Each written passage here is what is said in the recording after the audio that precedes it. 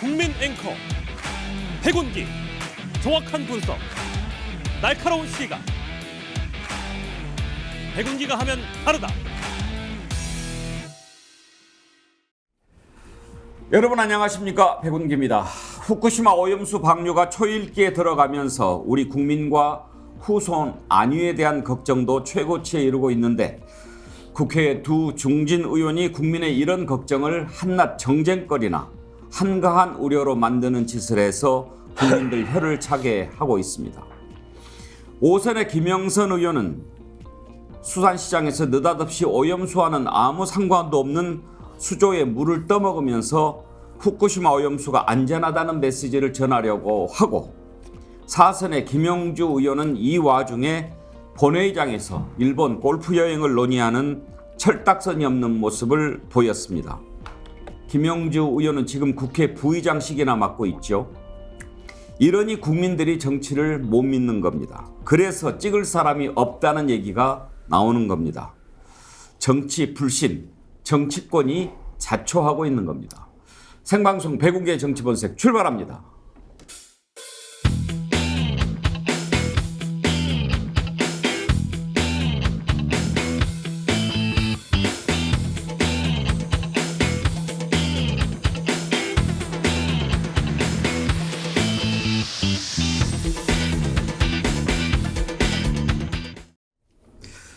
네, 오늘 함께할 네 분 패널 소개하겠습니다. 스튜디오가 아주 꽉 차는 것 같습니다. 박진영 민주연구원 부원장, 김유정 전 민주당 의원, 양문석 언론학 박사 오늘 세수도 하고 머리도 감고 나오셨고, 서정욱 변호사 오셨습니다. 어서 오십시오. 안녕하세요. 네, 양문석 박사님 마음에 드십니까? 감사합니다.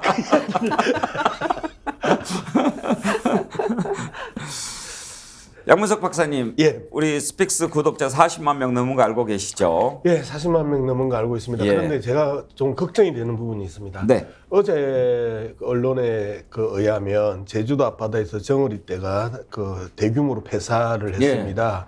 그래서 이제 그 폐사하는 그 과정이 이제 상당히 걱정스럽다는 이제 이야기를 하고 있음에도 불구하고, 정어리 떼가 가지고 있는 기본적인 성기능이 어족을 엄청나게 풍부하게 만드는 데 있어서 정어리떼가 최고라고 그러네요.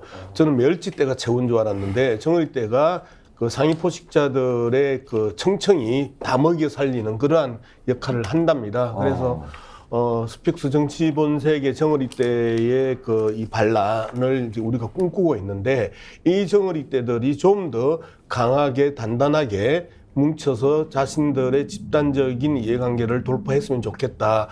그러면서 혹여 또 그 환경에 있어서의 그 나쁜 부분들은 스스로 견뎌냈으면 좋겠다. 그런 생각을 했습니다. 김유정 의원, 지금 무슨 얘기가 양문석 박사님이 하려고 하는 주제죠? 주제는 이제 우리 저거리떼들이 번식력이 강하기 때문에 예.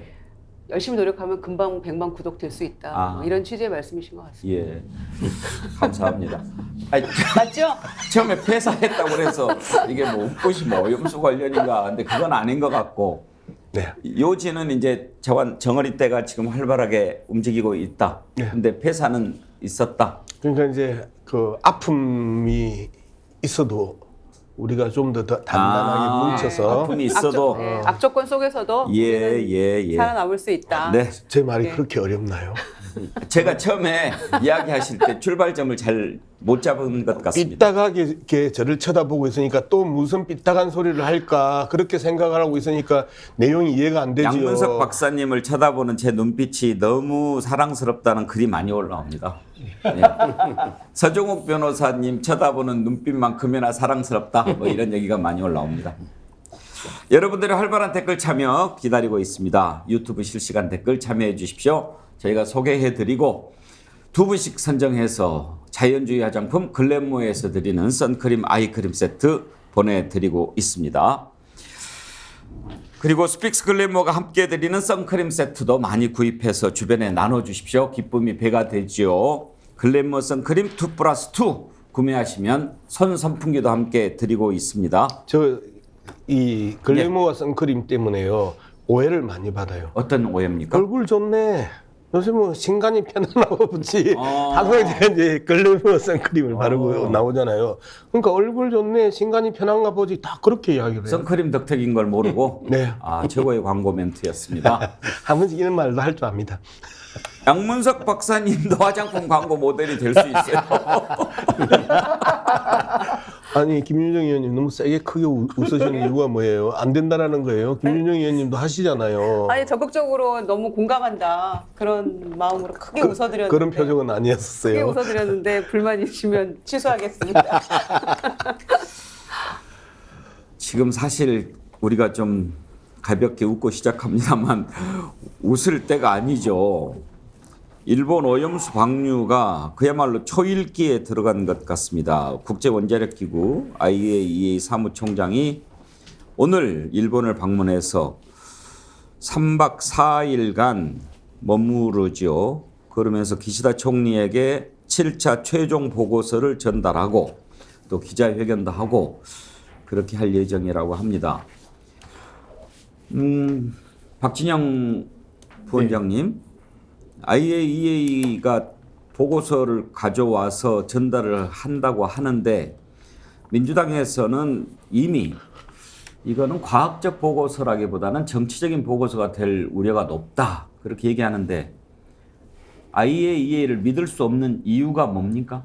IAEA가 국제 원자력 기구입니다. 예. 원자력의 평화적 활용을 통한 뭐 세계인의 무슨 증대, 평화 증대, 경제적 활성화 뭐 이런 기구입니다. 그리고 실제로 이제 원자력 발전소 짓고 이럴 때도 IAEA가 다 관여를 합니다. 원자력 발전소를 진흥하는 기구인데 여기에서 해양 환경에 대해서 전문적이고 해양 환경을 위한 결론을 내려놓겠는가라는 그런 근본적인 문제의식을 갖고 있는 거죠. 사실은 해양 환경 관련된 기구라든가 또는 뭐 해양 생태계 관련된 기구, 뭐 우리 예전에 뭐 네이처라는 학술지 이런 거 들어보셨죠? 해양 생태계 예. 뭐 이런 거에 대한 보고서 나오는 것들은 보면요 아주 결과가 나쁠 것이라고 예측을 이미 하고 있습니다. WHO 국제보건기구에서도 세계인들의 건강에 나쁠 것이다라는 이야기를 하고 있고요. 그린피스는 말할 필요도 없습니다. 대부분의 환경과 인간의 건강, 생태를 위한 기구들은 나쁠 것이라고 예측을 하고 있고 IAEA는 원자력 진흥을 위한 기구이기 때문에 별 문제 없을 것이다라고 나올 것으로 예측을 하고 있는 거죠. 어제 후쿠시마 오염수 초당적 국민대책위원회 이런 모임이 출범했는데 보니까 뭐 이현주 전 의원, 신인규 변호사 그리고 최대집 전 의사협회 회장 이런 분들이 참여를 했더라고요. 근데 최대집 전 의협 회장이 이런 얘기를 합니다. 검증이 참 쉽지가 않다. 방사능이라고 하는 것은 방사선에 무조건 노출되지 않는 게 좋은데 방사선에 노출됐을 경우에 암 발생이라든지 또 여러 가지 유전적인 영향 이런 부분들 인과관계 찾기가 사실상 불가능하다는 거죠. 꽤 오랜 기간이 걸리기 때문에. 그래서 노출에서부터 암 발생 기간이 짧게는 수년에서 수십 년까지 이르기 때문에 그 인과관계를 과학적으로 밝혀내는 게 사실상 불가능한데 그래서 더욱 심각하다. 검증이 불가능하기 때문에 문제없다. 이런 논리는 과학적으로도 상식적으로도 합리적으로도 도저히 받아들일 수 없는 논리 이렇게 반박했습니다. 자, 이런 상황인데 IAEA가 보고서를 갖고 가서 이 정도면 괜찮을 것 같다라고 했을 때 일본은 그걸 이제 방패 삼아서 방류할 거고 그렇게 됐을 때 미치는 영향은 어떻게 될까? 이게 우리가 가장 걱정하는 부분 아니겠습니까?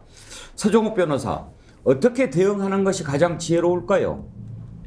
뭐 저는 이제 그 IAEA 판단을 존중해야 된다 이렇게 보고요. 얼마 전에 G7 정상들도 IAEA 판단을 존중한다 했거든요. 그보다 이게 더 과학적인 걸 어떻게 제시합니까? 제가 이게 이재명 대표 말을 믿겠어요? IAEA를 믿겠어요? 임종성 의원의 말을 믿겠어요? 똥을 먹겠다는 IAEA를 믿겠어요? 일본 가는 게 김영주 의원 말을 믿겠습니까? IAEA를 믿겠습니까? 저는요 사드 때도 그 가발 쓰고 춤추는 표창원이나 이런 자들보다 전 전파 연구원 우리 정부를 믿어요. 이를 믿어야죠. 제가 보기에 2중 3중 검증합니다. 일단 이제 방류할 때도 검증하겠지만 그렇게 수산물 수입할 때 식품 다 검증합니다. 안전도 그냥 이게 정부 믿고 먹으면 돼요. 제가 요즘 이게 그 채널A, TV조선 패널들, 민주당 패널도 2분씩 있잖아요. 다 횟집에 약속 잡아놨습니다. 8월 달에. 그리고 이번에 휴가 제 비서 기사도 이게 휴가를 여름에 일본으로 간대요. 김영주처럼. 저도 이게 일본 갈 생각이고요. 이렇게 너무 괴담에 몇십 년 뒤에 일을 너무 그렇게 불신하지 말고 좀 정부를 믿고 우리 근데 좀 저는 이렇게 가는 게 제일 합리적이다 봐요. 믿어야 한다. 예. 괴담이다. 예. 저 이제 참 스픽스 정치 본색이 앞서 말씀하셨던 종편 채널보다 훨씬 더 좋은 거는 서정욱한테 많은 질문을 해주시고 서정욱이 이야기할 수 있는 서정욱 변호사라고 해주십시오. 그 기회를 많이 준다라는 게 참 그 좋은 프로그램입니다. 예. 그래요. 다 그 괴담이에요. 괴담인데 이 괴담이 왜 일본 간 김영주 또는 이 성주 간 표창원 이야기만 할까? 이 괴담 21년에 김기현도 그렇게 이야기를 했고요. 그죠? 그 다음에 박진도 그렇게 이야기를 했고요. 그 다음에 원희룡도 그렇게 이야기를 했고요. 다들 지금 대통령 안보실장도 그렇게 이야기를 했잖아요. 대통령 안보실장 이름이 조성태인가요? 정확하게 이름이 기억이 안 나는데 지금 이런 사람들이 2001년 그러니까 불과 2년 전에 똑같은 이야기를 했어요. 조태용. 하여튼 그러면 괴담의 원조는 이들이죠. 괴담의 원조는. 그리고 2년 만에 자신들이 했던 이야기를 괴담으로 뒤집어 엎었잖아요. 그러면 이런 이야기도 한 번씩 해주는 게 좀 설득력 있는 이 평론이 되지 않을까 저는 그렇게 생각합니다. 서정욱이처럼 왜 양문석이가 계속해서 말을 어렵게 하냐라는 댓글이 올라오는데요. 양문석이 어렵게 이야기하는 게 아니고 서정욱 변호사 이야기가 예. 그게 그 팩트라면 그러면 앞서 더 강하게 공격하고 그렇게 이야기할 수 있는 뿌리를 만들어놨던 그 뿌리를 뽑아야죠. 그러면 그 괴담의 원조는 현재 국힘당의 당대표이고 현 정부의 국토부 장관이고 외교부 장관이고 대통령 안전 이 실장이에요. 그런 부분에 대해서 아무도 언급하지 않고 있다. 국힘당 내에서 그리고 알겠습니다. 국힘당 성향 패널들이 이 부분에 대해서 좀 명확하게 짚고 넘어갈 필요가 있는 지금 이게 정치인들은요. 예. 원래 입이 2개입니다. 지금 이게 국민의힘 의원들만 과거 발언 소환했죠. 예. 그럼 이게 문재인 대통령 때 정부 관련한 대통령은 이게 일본에 대해서 뭐라고 했는지 그것도 이게 한번 되돌아봐야 되고요. 예. 우리 KBS 수십 년에도 여당 야당일 때 다 같은 정치인이 말을 바꾸고 있잖아요. 예. 따라서 이게 저는 한쪽만 욕할 건 아니라 봐요. 그러니까요. 한쪽만 욕하지 말라는 거예요. 그 정부 관료가 이야기하는 부분은 이 중요한 부분이 아닌데 문재인 정부 때 이 핵 폐기수 관련해 가지고 이야기했던 부분에서 사례를 좀 들어서 이야기를 하면 돼요. 그런데 그 사례를 찾기가 좀 힘들 거예요. 그런 부분이 이제 문제고 그래서 한쪽만 이야기하지 말고 양쪽을 같이 이야기하자. 양쪽을 같이 이야기할 때 좀 더 객관적이고 공정한 그리고 설득력 있는 표현이 되지 않을까. 김유정 의원 발언을 기다리는 분들이 너무 많아가지고 김유정 의원 발언을 들을 텐데 그 전에 우리 양문석 박사님 본인을 양문석이가 이렇게 하는 건 괜찮은데요. 서정욱이가 괜찮습니다. 이것은 서정욱 변호사라고 아니 서정욱 변호사는 괜찮으셔도 우리 듣는 시청자들이 불편하니까 그렇게 해주시고 예. 아까 서정욱 변호사께서도 김영주가 이렇게 얘기하는데 김영주 의원 이렇게 해주시면 좋겠습니다. 사석이 아니니까요. 저도 사석만 같으면 뒤에 존칭 안 붙이고 싶은 사람 겁나게 많습니다. 그러다가 사석됩니다. 저도 개인적으로는 존칭 안 붙이고 싶은 사람이 진짜 많다는 말씀을 드리면서 IAEA가 이제 일본 가서 최종 보고서를 전달하면 아마 100% 방류는 맞을 것 같아요. 문제 없다는 쪽으로 결론이 날 것 같은데 왜냐하면 그동안에 이제 6차례 있었던 중간 보고서가 전부 다 긍정적인 결론이었기 때문에 뭐 크게 결론이 달라질 일은 없을 것 같다 이런 생각이고요. 그러면은 이제 기시다 총리가 이거 시점을 디데이를 언제 잡을 것이냐 이제 그것만 남아 있게 되는 셈인데 이 문제에 대해서 정말 큰 문제라고 생각하는 거는 이제 역사상 최초의 이런 대규모 해양 방류인 것이고요. 오염수에 대해서. 그리고 그렇기 때문에 한 번도 가보지 않은 길을 우리가 가야 하는 것이죠. 이 전 지구적 테러 아닙니까? 일본에. 그런데 이제 우리는 사실 솔직히 상관없다고 쳐요. 100번 양보해서. 그럼 우리 미래 세대의 동의 없이 우리가 그들의 미래에 다가올 안전에 대해서 이렇게 우리 마음대로 이렇게 결정해도 되는 것인가? 동의 없이 이런 위험을 감수하라고 누가 이렇게 얘기할 수 있을 것인가에 대해서는 분명히 문제 제기해야 된다고 생각하고요. 그렇지 않아도 저출산 우리 큰 걱정인데 이 다가올 미래 세대들이 이마저도 지금 안심할 수 없는 세상을 살아가야 된다면 정말 큰 문제 아니겠습니까? 나라가 없어질지도 모르는 상황이죠. 그런 의미에서 정부의 이런 태도 그리고 그 낯뜨거운 그 행태들 그 수조의 물을 먹는 것도 포함해서요. 이런 것들은 정말 도저히 민망해서 볼 수가 없습니다. 그래서 정부의 이런 무책임한 태도가 이런 정말 희한한 그 광경으로까지 이어진다는 데 대해서 정말 저는 개탄을 금할 수 없습니다. 후대에 우리 후손들이 뭐라고 얘기할지 참 여러 가지 생각이 듭니다. 어떻게 이렇게 상식적인 일을 그렇게 비상식적으로 처리해서 이런 재앙을 가져왔단 말인가? 이렇게 선배들을 비난할지, 이렇게 과학이 부족해서 아무렇지도 않은 일을 떠들어대던 그런 시절이 있었다고 얘기할지 지금 누가 알겠습니까? 그러나 분명히 좋지 않죠. 위험하죠. 우리가 왜 교통법규를 만들고 교통법규를 지킵니까? 그 법규를 지키지 않을 때는 위험한 일이 현실로 다가오니까 그런 것 아닙니까? 지금 분명히 위험한데 위험하지 않다고 느낀다고 위험하지 않은 건지 저는 그 부분이 참 염려가 됩니다. 후쿠시마 오염수 초당적 국민대책위원회 얼마나 성과를 낼 수 있을지 모르겠습니다만 어제 출범하면서 했던 얘기들을 한번 들어보도록 하겠습니다. 윤석열 정부의 비과학적, 비이성적 찬성 입장에 결코 동의하지 않는다는 점도 분명히 밝히기 위해서 당파를 초월해서 이 성명을 발표합니다. 윤석열 정부의 태도는 일본 정부보다 더 황당하고 한심합니다. 일본이 과학적 검증의 결과라고 주장하는 것을 그대로 믿어야 한다고 국민을 겁박하고 있습니다. 무엇 때문에 대한민국 정부가 절대 다수 국민의 반대에도 불구하고 일본 정부 입장을 그토록 열심히 대변하고 있는 것입니까? 지금 최대집 전 의협회장이라든지 이현주 전 의원, 신인기 변호사, 박진영 본장 다 최대집 전 의협회장은 잘 모르겠습니다만 국민의힘 소속 아닙니까? 그렇죠. 이현주 의원은 현직 국민의힘 소속이고요. 예. 최대집 회장도 문재인 정부 당시에 굉장히 격렬히 다퉜던 엄청나게 부분에, 비판했죠. 네. 예. 그러나 이게 상식적인 문제가 아닌가 그런 생각이 들고요.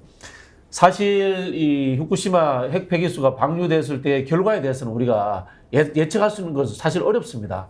그러나 1%의 위험이라도 있었다면 그것을 예방하는 것이 정부의 역할이고요. 그리고 여기서 더 웃기는 것은요. 우리 정부가 왜 이러냐 하는 겁니다. 우리 예. 정부가.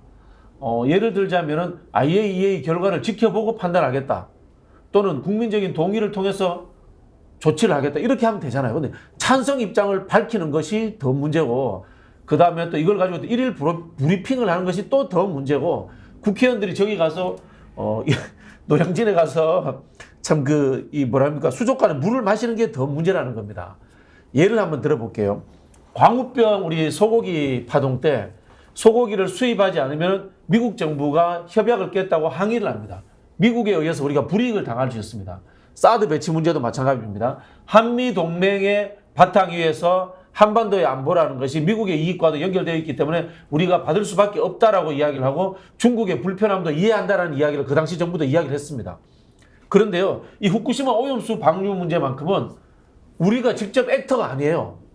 우리가 거기에 대해서 반대한다고 해가지고 윤석열 대통령이 기시다한테 얻어먹은 오믈라이스를 토해내야 되는 것도 아니고요. 가만히 있으면 되는 거거든요. 가만히 있어도 되는데 자신의 주권을 포기하고 자신의 주권 국가의 정부라는 것을 포기하고 앞장서서 표현하자면은 참 매국적인 행위 비슷하게 이렇게 하니까 더 문제가 되는 거예요. 예.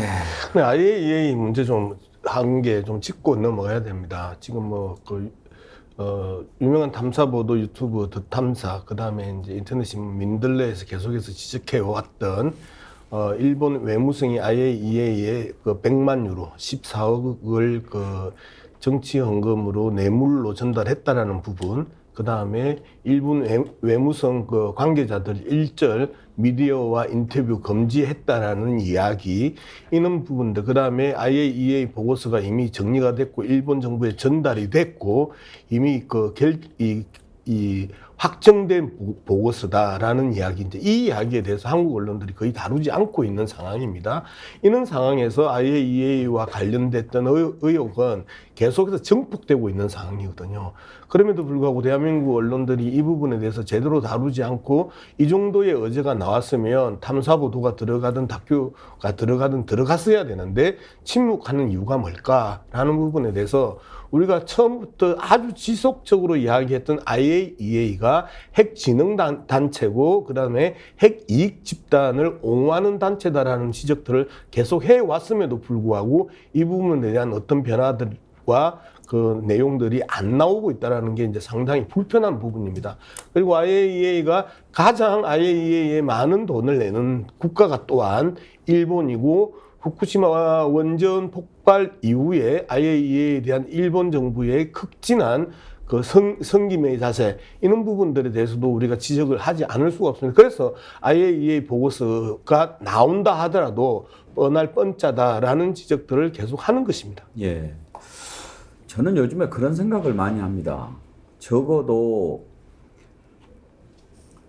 이 후쿠시마 오염수 방류 문제가 그전 정부에 차라리 좀 문제가 됐으면 좋았을 텐데, 왜냐하면 그때는 한일 관계 구도상 이런 일이 벌어졌을 때 우리가 극력 반대하고 어떤 수를 써서라도 막 막으려고 노력을 했을 거라는 생각이 들지 않습니까?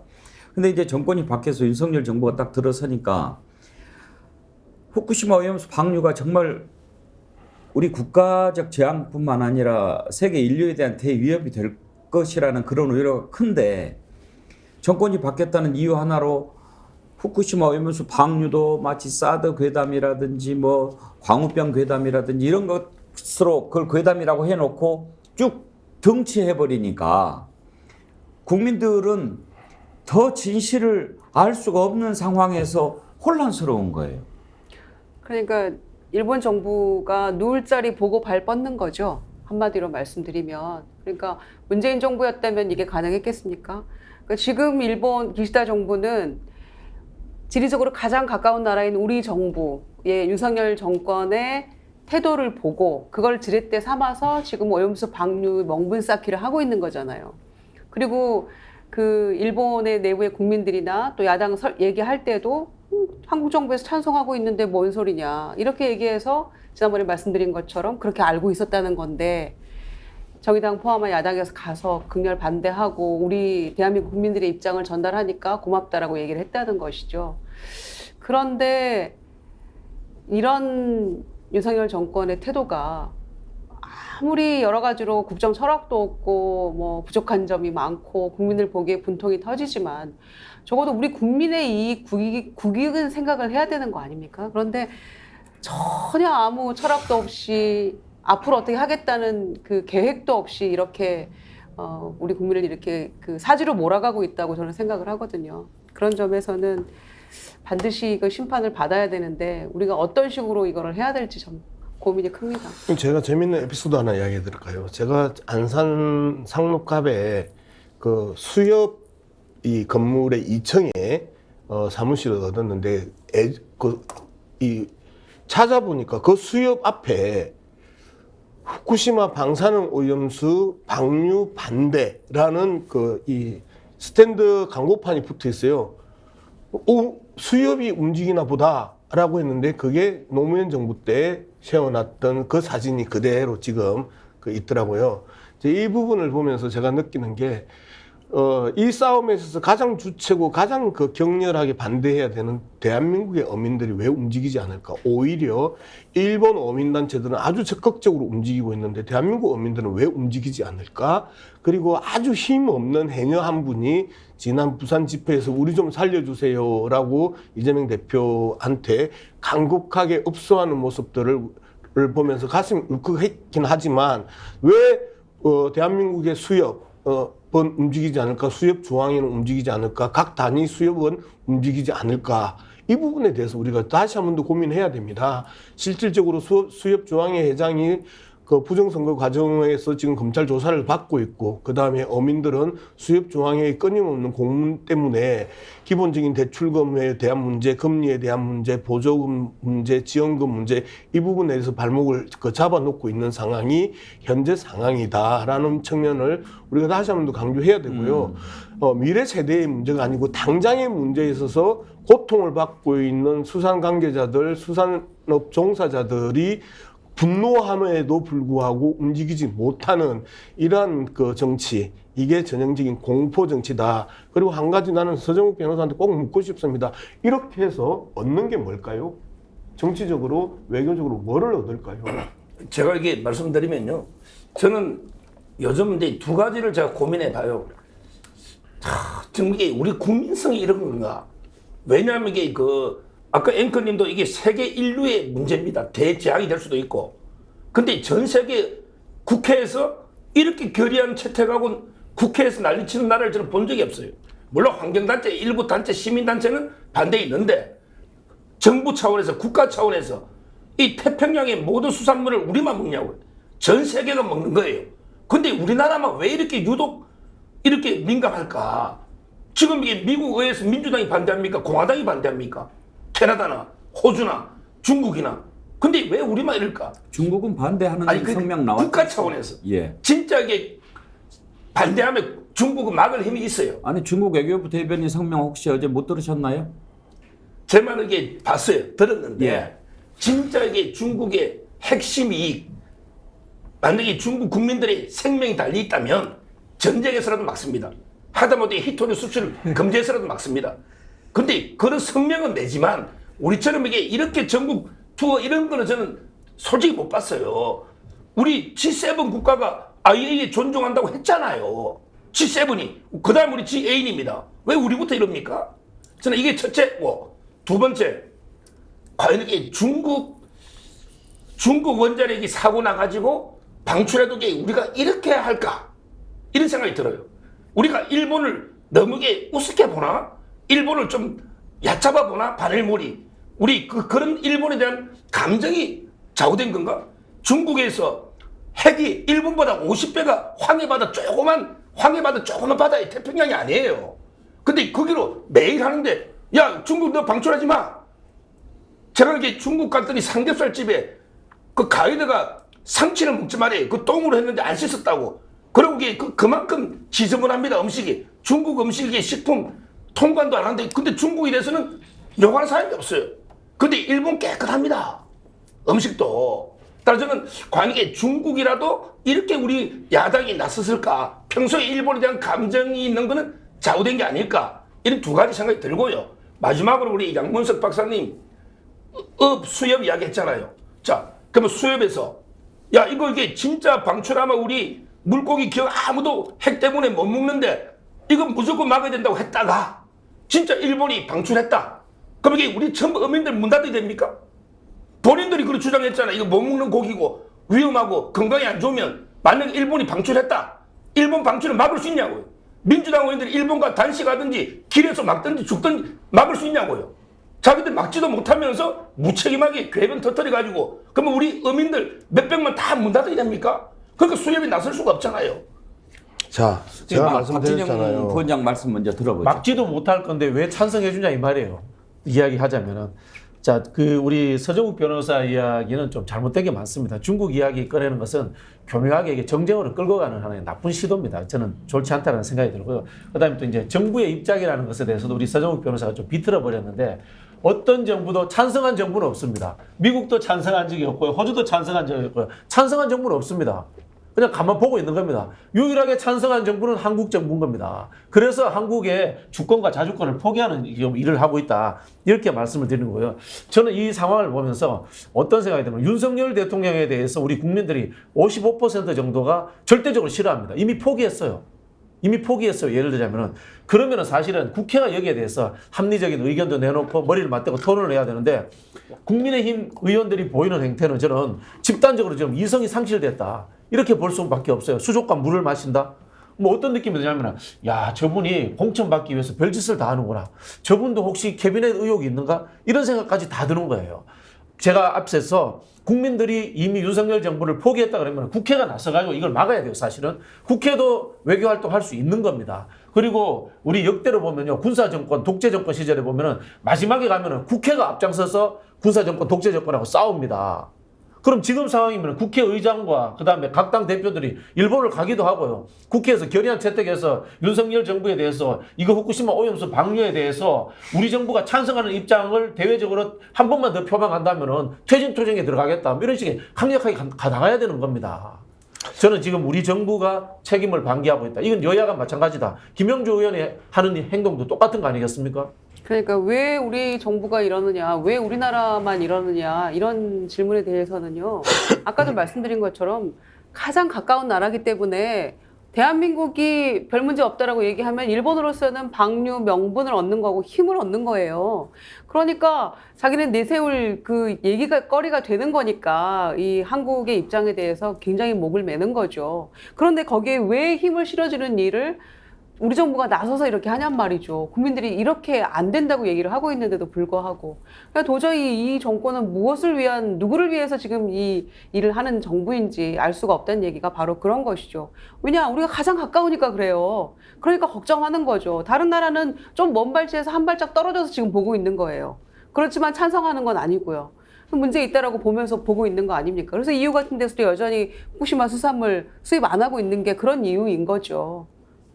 우리 서정욱 변호사가 이제 한 번씩 이렇게 이야기를 그 정부 입장을 던져주니까 우리가 할 말이 많아졌어요. 수협 이야기 해봅시다.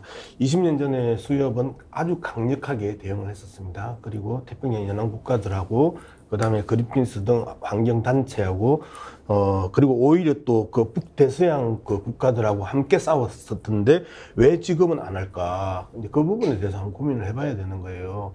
그때도 마찬가지로 만약에 방류하면 다 죽는데 그걸 막기 위해서 그렇게 싸워서 시간을 그 정도 연장을 시켜놨잖아요. 20년을 연장을 시켰단 말이에요. 그 투쟁의 결과란 말이에요.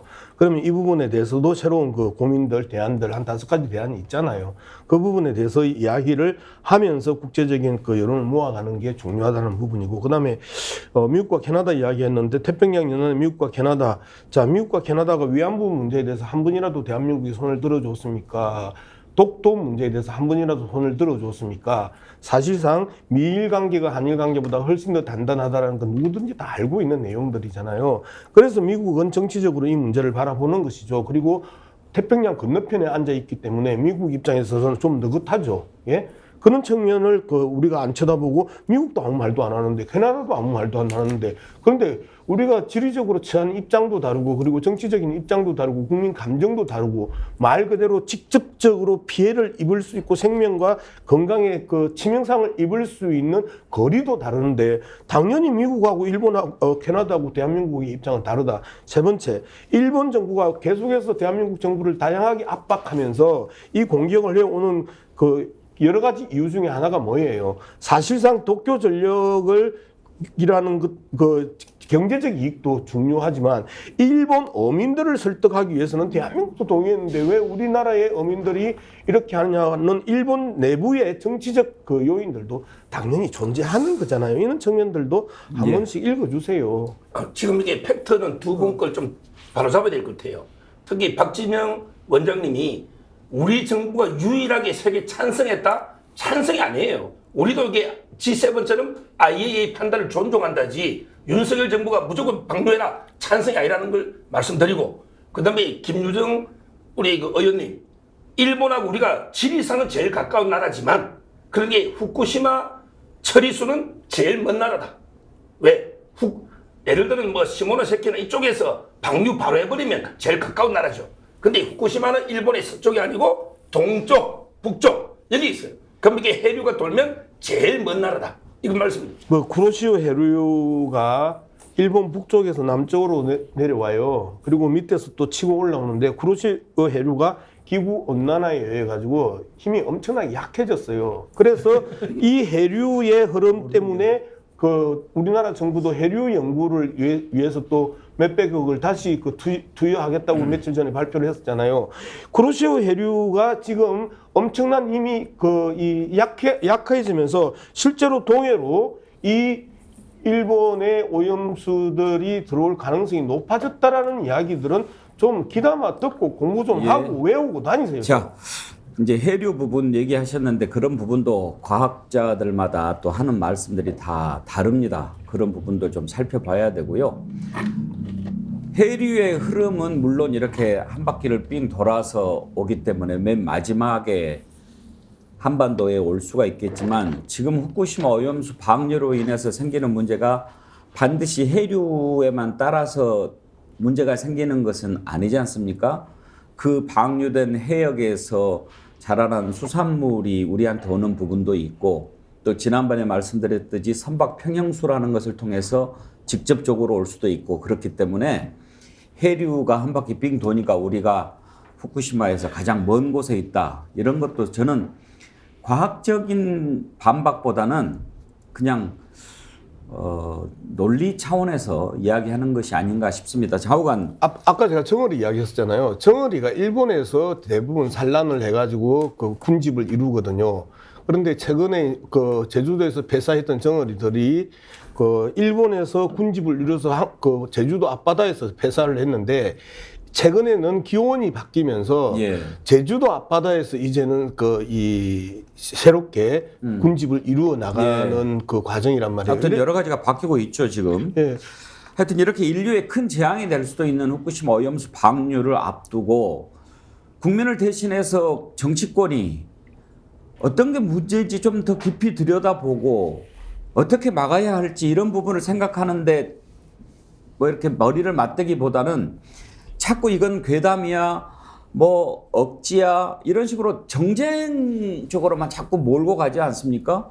그러면 국민들은 불안하죠. 이게 지금 정쟁하는 건 정치권에서 싸우는 거지만 당장 우리 국민과 후손들에게 미칠 영향을 생각을 해야 되지 않습니까? 그런 점에서 참 보기 딱한 장면들이 연출이 됩니다. 앞부분에도 제가 오프닝 때 말씀드렸지만 그것도 중진 의원들이 국민의힘의 김영선 의원 5선입니다. 지난번에 국회 부의장 출마 설도 나왔던 사람이죠. 왜 수산시장 가서 수조에 바닷물을 떠먹습니까? 그게 무슨 의미를 갖고 있는 겁니까? 그리고 민주당의 김용주 의원은 반대 결의안까지 채택하고 그 와중에 본회의장에서 일본 북해도 골프 가는 거 이걸 문자를 주고받고 있습니다. 이런 걸 보고 국민들이 어떻게 생각하겠습니까? 김영선 의원 바닷물 떠먹는 거 도저히 저건 믿기지가 않는다. 사실일 리가 없다. 하도 궁금해하는 분들이 많아서 다시 한번 보여드리겠습니다. 앵콜 방송합니다. 믿을 수가 없어서 한번 보시죠. 이거 뭐 싱싱하고 말이죠. 이렇게 먹음직스러운데, 아니 저 오니까 그냥 너무 싱싱하고 좋네요. 그렇죠. 갑시다. 이거 뭐 먹어도 된다는 거 아니에요? 아니 이 물이야 저거야 이 물은 이 물도- 굉장히 정수됐습니다. 아니 정수된 물이에요. 2011년에 바다 아주 정수됐습니다. 그렇기 때문에 이 그래요? 식품에 사용되는 이 자체는 완전 정수돼 가지고 그 이거는 안에 좀 바다 물- 해수입니다. 요 바다 이게 바닷물 이게 예, 바다 해수를 정수한 거를 한 겁니다. 예. 이거는 아무 관계 없습니다. 바다 해수였다. 예. 바다 해수. 요 정수된 물이기 때문에 뭐도 아무 관계 물좀 없습니다. 한번 드셔보세요. 이거 완전 바닷물이네. 네. 예, 짭짤한데 이게. 네. 해수 정수된 거기 때문에 우리 근안에서 아주 깊은 데서 예. 정수돼서 가져온 거기 때문에 뭐도 아무 관계 이게 2011년에 방류해갖고 우리 근해까지 온 거기 맞습니다. 때문에 맞습니다. 지금 방류하는 것보다 훨씬 진한 거예요 이게. 예, 바닷물을 정수를 했다고 하는 저 상인 아닌 것 같은데 상인 이야기도 거짓말입니다. 어시장 물은요 바다 밑에서 바로 그 펌프로 끌어와 가지고 바로 씁니다. 그래서 무슨 바닷물을 정수를 해요? 그럼 우리나라에서 아직까지 바닷물을 정수해 가지고 해산물의 수족관에 넣는 경우는 없어서 적어도 거짓말이고요. 두 번째 김영선 의원 지금 창원에 있는 국회의원입니다. 마산 앞바다와 진해 앞바다를 가지고 있는 이 의원인데요. 저 수족관의 물은 어떤 물이냐면요. 저 어류들이 그 싼 배설물들이 가득 찬 소위 말해서 우리가 이야기하는 똥물입니다. 저 똥물을 먹으면서 저렇게 행복해하는 사람들이 정상적인 사고를 갖고 있는 사람일까? 수족관 물을 똥물인데 똥물이 짭조름하게 간이 많네 라고 이야기를 하면 바닷물을 마시면서 아따 간이 많네, 좋겠다, 많이 쳐드세요. 김유정 의원, 네. 화면으로 보는 것만도 6번을 떠먹네요. 네. 무슨 의미를 갖고 있는 거죠? 그러니까 이게 지금 이 오염수 방류 사태와 관련해서 지금 저렇게 하는 게 정부를 도와주는 걸까요? 국민을 저렇게 하면 설득할 수 있다고 믿는 걸까요? 정말 저는 저 장면 보면 속이 울렁거려가지고 정말 너무 보기가 힘들었는데 옆에 있던 유성걸 의원이 처음에 아니 그거 마시면 안 놀랬잖아요, 되는데 예, 말리려고 하다가 또 먹어보라고 왜 또 권합니까? 그리고 또 같이 또 먹고 짭조름하다고 얘기를 하는 정말 안쓰럽네요. 좀 딱하다는 생각이 드는데 저분이 보궐선거로 5선이 된 분이잖아요. 그럼 내년에 이제 한 번 더 해가지고 공천 받아서 국회의장 되고 싶어 하는 것 같아요.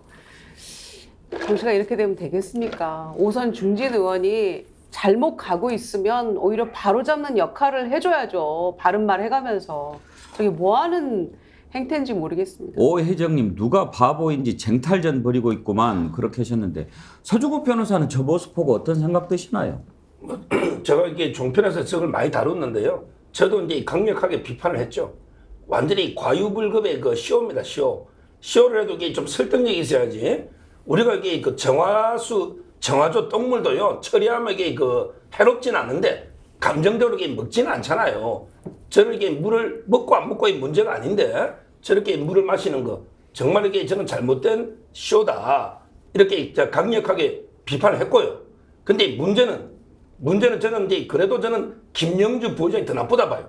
왜냐하면 이게 저분은 뭐 잘못한 쇼를 했지만 그래도 이게 일관성은 있잖아요. 메시지가. 근데 김영주 의원에게 겉으로는 막 이게 위험하다고 반대 결의하면서 본인에게 일본에 가서 한국 사람 적게 오니까 골프 치고 맛집 투어하겠다. 이거는 이게 완전히 위선적이잖아요. 그 김남국 의원의 코인하고 뭐가 다르냐 말이죠.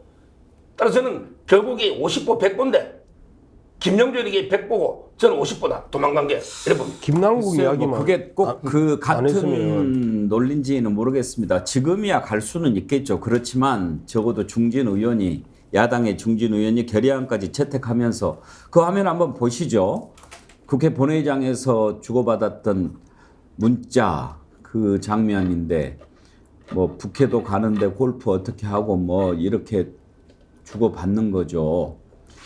박진영 부원장. 네. 지금 저럴 때는 아닌 거죠. 그 참 표현이 그런데 민주당이 살찐 공룡이다, 초식 공룡이다 이런 생각이 듭니다. 야당이 윤석열 정부를 검찰 독재 정권이라고 규정을 했습니다. 그러면 독재 정권과는 싸워야죠. 싸워야 되는 상황에서 중진 의원이 이런 행태를 보인다는 게 저는 민주당의 살찐 공룡의 그 본질을 보여준 것이 아닌가 이런 생각이 들고요. 저는 21대 국회 자체가 실패했다는 생각이 듭니다. 지금 극단적으로 21대 국회 해산해야 되지 않나 이 정도까지 생각이 드는데요.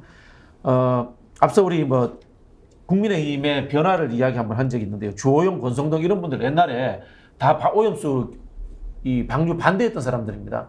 이런 사람들이 왜 그러면 갑자기 이렇게 입장이 바뀌었고, 그 다음에 창원에 지역구 두고 있는 분이, 또 유성걸 의원은 대구에 지역구 있는 분입니다. 이런 분이 갑자기 오염수하고 관계없는 수족관물을 왜 퍼먹을까요? 모든 게 다 윤석열 대통령 탓입니다. 모든 게 다 윤석열 대통령 탓이에요. 윤석열 대통령이 후쿠시마 오염수 방류에 대해서 긍정적인 입장을 가지니까 모든 사람이 싹 바뀌어버린 겁니다. 이게 국회의원들이 바뀐 거예요. 자, 국회가 왜 존재합니까? 행정부를 견제하고 감시해서 존재하지 않습니까? 행정부를 견제하고 감시하지 못하는 국회, 저는 필요 없다고 봅니다. 그런 측면에서 저는 윤석열 대통령을 옹호하기 급급한 국민의힘, 또 한편으로 역으로 보면은 기득권 귀주의화된 민주당의 일부 의원들, 이런 분들이 다수가 저만은 국회 정말 해산했으면 좋겠다. 그 정도까지 생각됩니다. 예. 저도 오래간만에 그 서정욱 변호사 이야기를 그 120% 동의를 해요. 김남국 이야기만 안 했으면. 자, 이게 지금 우리 더불어민주당 내부의 문제입니다.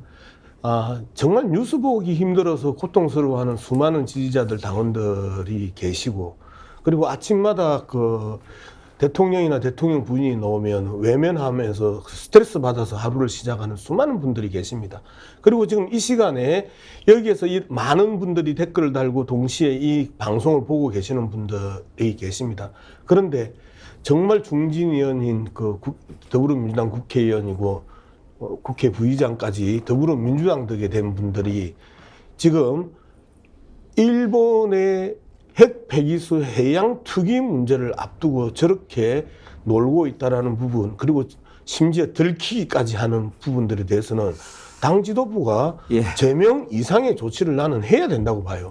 아니 왜 의원들이 보안 필름을 안 붙이죠?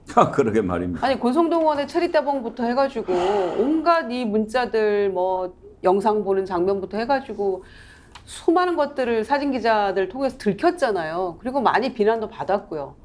그럼 들킬 자신, 그걸 들키지 않을 자신이 없다면 보안 필름 붙이고 제대로 하던지. 이게 지금 김영주 의원의 이런 모습 때문에 그 반대 결의안 이런 것들이 다 무의미해져 버리고. 그렇죠. 네, 민주당 정말 뭐 해보려고 하면 하나씩 이런 악재가 터지니까 얼마나 답답하겠습니까? 이재명 대표도 정말 죽을 마실 거예요. 난 의도적으로 저러는 것 같아요. 의도적으로. 아니 보안 필름을 왜 안 붙이는지 아세요? 왜 안 붙이죠? 몰라요 그런 걸. 아니, 시대에 뒤떨어져 주신 분들이 많아가지고 몰라요 그런 걸. 시대에 뒤떨어진 것보다 보안 필름 붙이는 것은 사실 본질과 다르죠. 그런 짓을 안 해야죠. 들키는 것이 죄지만 정신 상태가 틀려 먹은 거 아닙니까? 이게 진짜 이제 자꾸 이제 그런 정신 상태와 태도의 문제로 갈 문제가 아니고, 우리는 반대하는 사람도 있어요. 대통령 각하 라고 하는 잘못된 그 메시지를 오히려 대통령실에 보내는 행태가 아닌가, 이런 부분들에 대해서도 그 의심을 하지 않을 수가 없어요. 완전 저런 모습 보면서 국민들이 정치를 어떻게 생각하겠습니까? 한번 생각해 주세요. 지난 토요일 날에 국회에서는 계속 이렇게 하면서도 속으로는 다 해먹고 말이야 이렇게 생각하는 거 삶이 아니겠습니까? 따뜻한 기득권이다 이렇게 보이는 거예요. 그럼요. 지난 토요일 날에 30도가 넘는 그 아스팔트에서 수만 명의 당원들이 전국에서 버스를 타고 올라와 가지고 후쿠시마 핵 폐기수 반대 투쟁을 벌였어요. 그러면 최소한 일본에 대한 문제나 골프에 대한 문제나 그다음에 노는 문제나 이런 부분에 대해서는 자제하고 또 자제하고 길거리에서 그 수많은 사람들이, 그리고 자기 동료 의원들이 지금 전국에서 그 고통스러운 투쟁을 하고 있는데 저게 무슨 작태입니까? 저는 대통령실을 향한 김영주의 비겁한 메시지라고 보는 거죠. 자, 댓글을 소개해드리고 다음 이슈로 넘어가겠습니다. 박 실장님, 원자폭탄이 떨어졌을 때 나는 태어나지도 않았지. 할아버지가 히로시마에 살고 계셨다네. 내 왼손가락은 한 덩어리로 붙어 있었지. 예전에 드라마에서 나온 노래 가사입니다. 내 자식의 자식이 겪는다고 생각하면 끔찍합니다. 윤일어브님, 절에서 양정당 다 싫어요. 한쪽이 비정상이면 한쪽이라도 정상이어야 조금이나마 희망을 느낄 텐데 국힘이나 민주당이나 다 없어졌으면 좋겠어요. 이런 말씀 나올 만한 거 아닙니까? 둘째 턱받이님 슈퍼챗 보내주시면서 당장 내일 날씨도 제대로 못 맞추는 인간들이 해류를 어찌 장담하는가, 그런 의견 주셨고요. 콩깍지님, 서정욱 변호사님, 내 집 앞에 옆집에서 30년 동안 쓰레기 버리면 청소차가 가져가니 아무 말 않고 잘했다고 칭찬하실 건가요? 일본 옆집이 우리나라 아닙니까? 대놓고 오염수를 버린다고 하는 일본에 잘한다고 해야 되나요? 그런 질문 주셨고, 아까 추남님도요. 서정욱 변호사님, 올해는 회를 먹고 여행을 가는 건 괜찮다고 생각합니다. 하지만 변호사님은 방류 후에도 회를 먹고 해수욕하는 거 할 수 있다고 생각하는지 앵카님 한번 물어봐 주십시오. 지난번에 서정욱 변호사 방류 후에도 회 먹겠다고 그렇게 얘기하신 것 같은데. 맞습니다. 그만큼 정부를 믿으시는 거죠? 예. 우리 정부는 지금 오염수 방류 문제가 없다 이런 결정을 아직 내린 건 아니죠? 아닙니다. 예. 근데 내릴 것 같죠? 그렇죠. 예.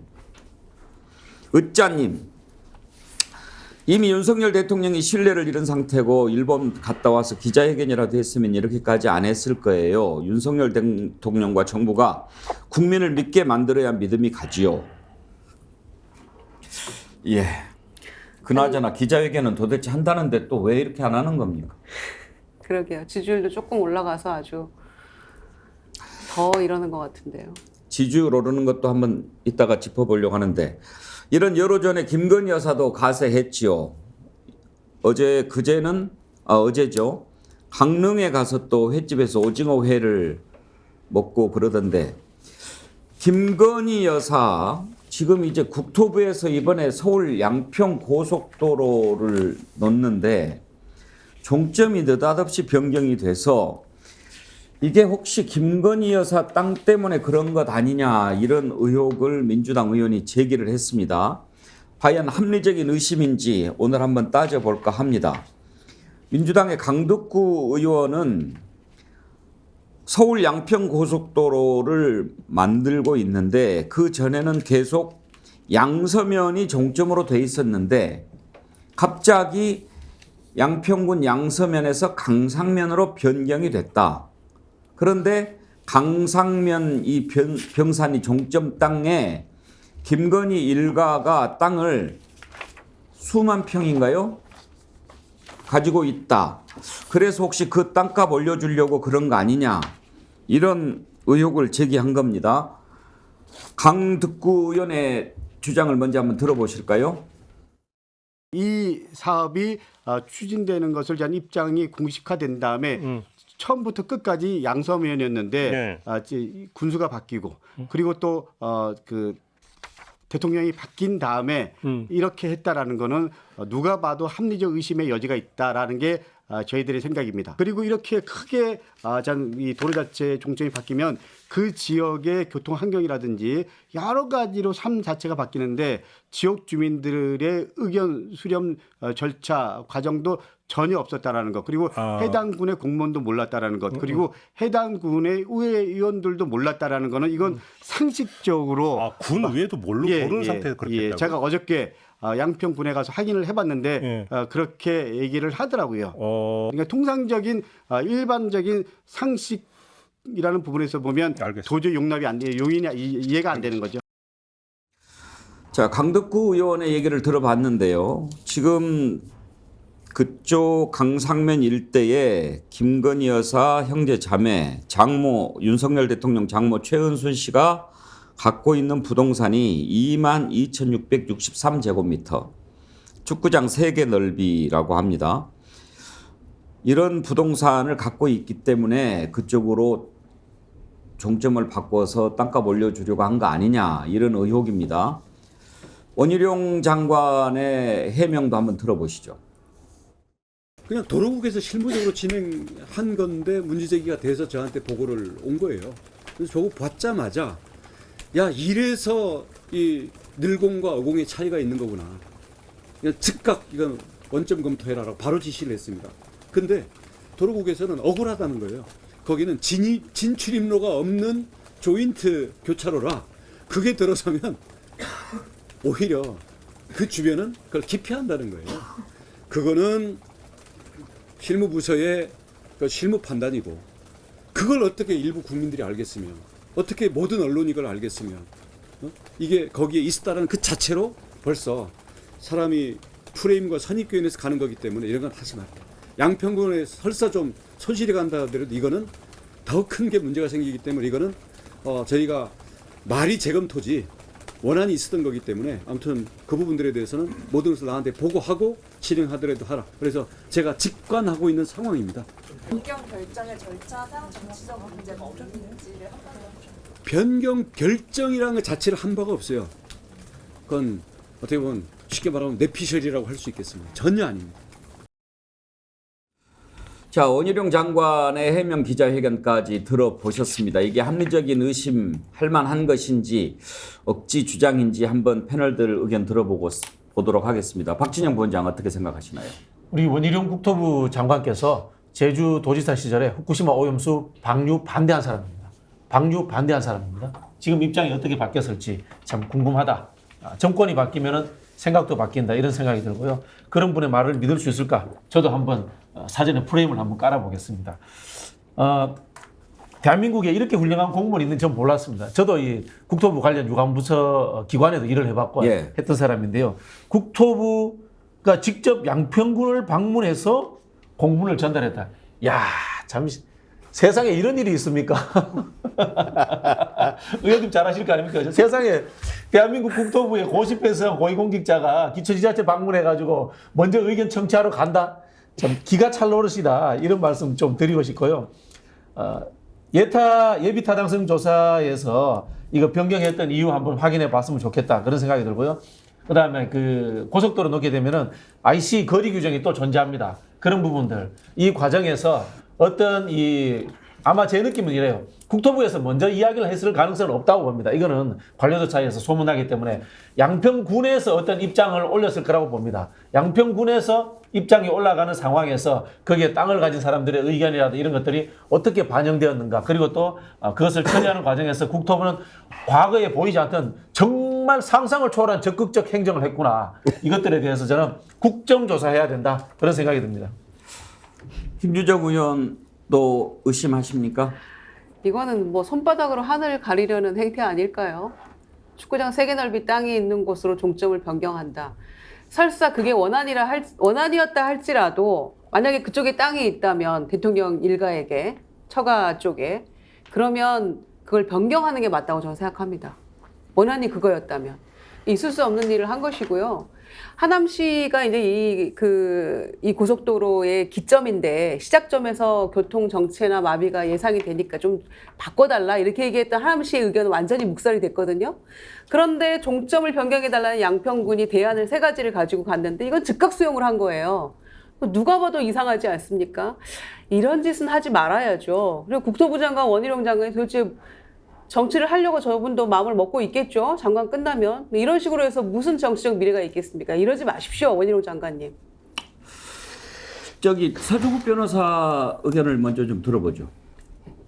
일단 이제 지금 이게 제 주장의 핵심이 뭐냐 하면요. 원래는 이제 양서면으로 이제 노선이 나가지고 종점이 되는데 이걸 이제 김건희에서 땅에 좀 가깝도록 하기 위해서 강상면으로 이게 노선을 바꿔가지고 종점을 바꾼다. 이런 주장이에요. 지금 지도가 나오네요. 그렇죠. 근데 저는 이게 도저히 납득이 안 되는 게요. 보십시오. 지금 이게 김건희 양서면하고요. 그다음에 강상면이 붙어 있어요. 제가 지도를 보니까. 과연 이게 몇 킬로 차이 나는지 제 지도로는 모르겠어요. 지금 이게 변경된 종점에서 김건희에서 땅은 500m입니다. 그럼 이게 원래 종점에서 김건희에서 땅은 뭐 3km다. 또는 이게 2km다. 이게 노이되잖아. 폭로를 하려면. 만약에 지도만 보면 비슷해요. 500m인데 제 말을 이게 폭로하는 분이 최소한 이게 거리 정도는 재봐야 되는 거 아닙니까?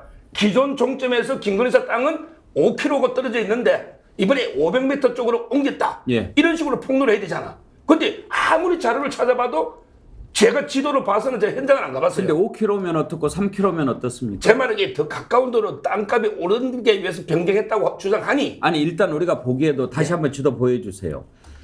지금 이제 좀 더 구체적인 팩트가 필요하다 이런 말씀이신 것 같은데. 필요수가. 지금 양서면에서 강상면으로 바뀌잖아요.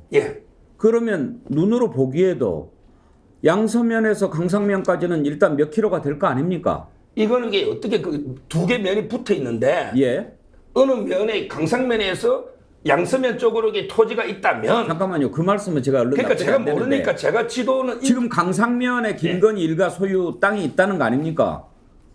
그러면은 거기가 100m라도 가까우면 영향을 받느냐 안 받느냐 이게 논점의 핵심이 돼야지 거리가 5km나 500m나 무슨 차이가 있느냐 이렇게 접근하시면 만약에 제 말은 양서면의 종점이 더 가깝다면 어떡할 겁니까? 우리 방송했다가 무슨 말씀이시죠? 예를 들어 이게 서울의 변두리가 하남하고 붙어 있으면 그 변두리지만 이게 하남이 더 가까울 수도 있는 거예요.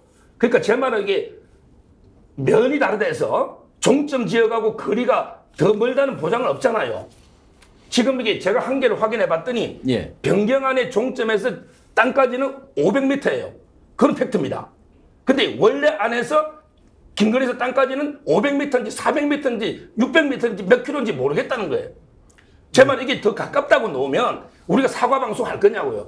첫째, 제 말은 이게 면이 다르다 해서 꼭 멀리 떨어진다 이걸 장담할 수 없다. 사과 방송 얘기하셨는데 우리가 지금 그쪽으로 아니, 가서 옮겼다라고 주장하는 게 아니잖아요. 자, 첫째 그래서 저는 이게 합리적인 의심이라고 볼만한가 아닌가를 하는 건데 지금 서정 변호사 말씀에 제가 무슨 반론을 제기를 하는 거냐면 국토부에서 이게 갑자기 고속도로 종점이 바뀌었다라고 하는 건 팩트잖아요.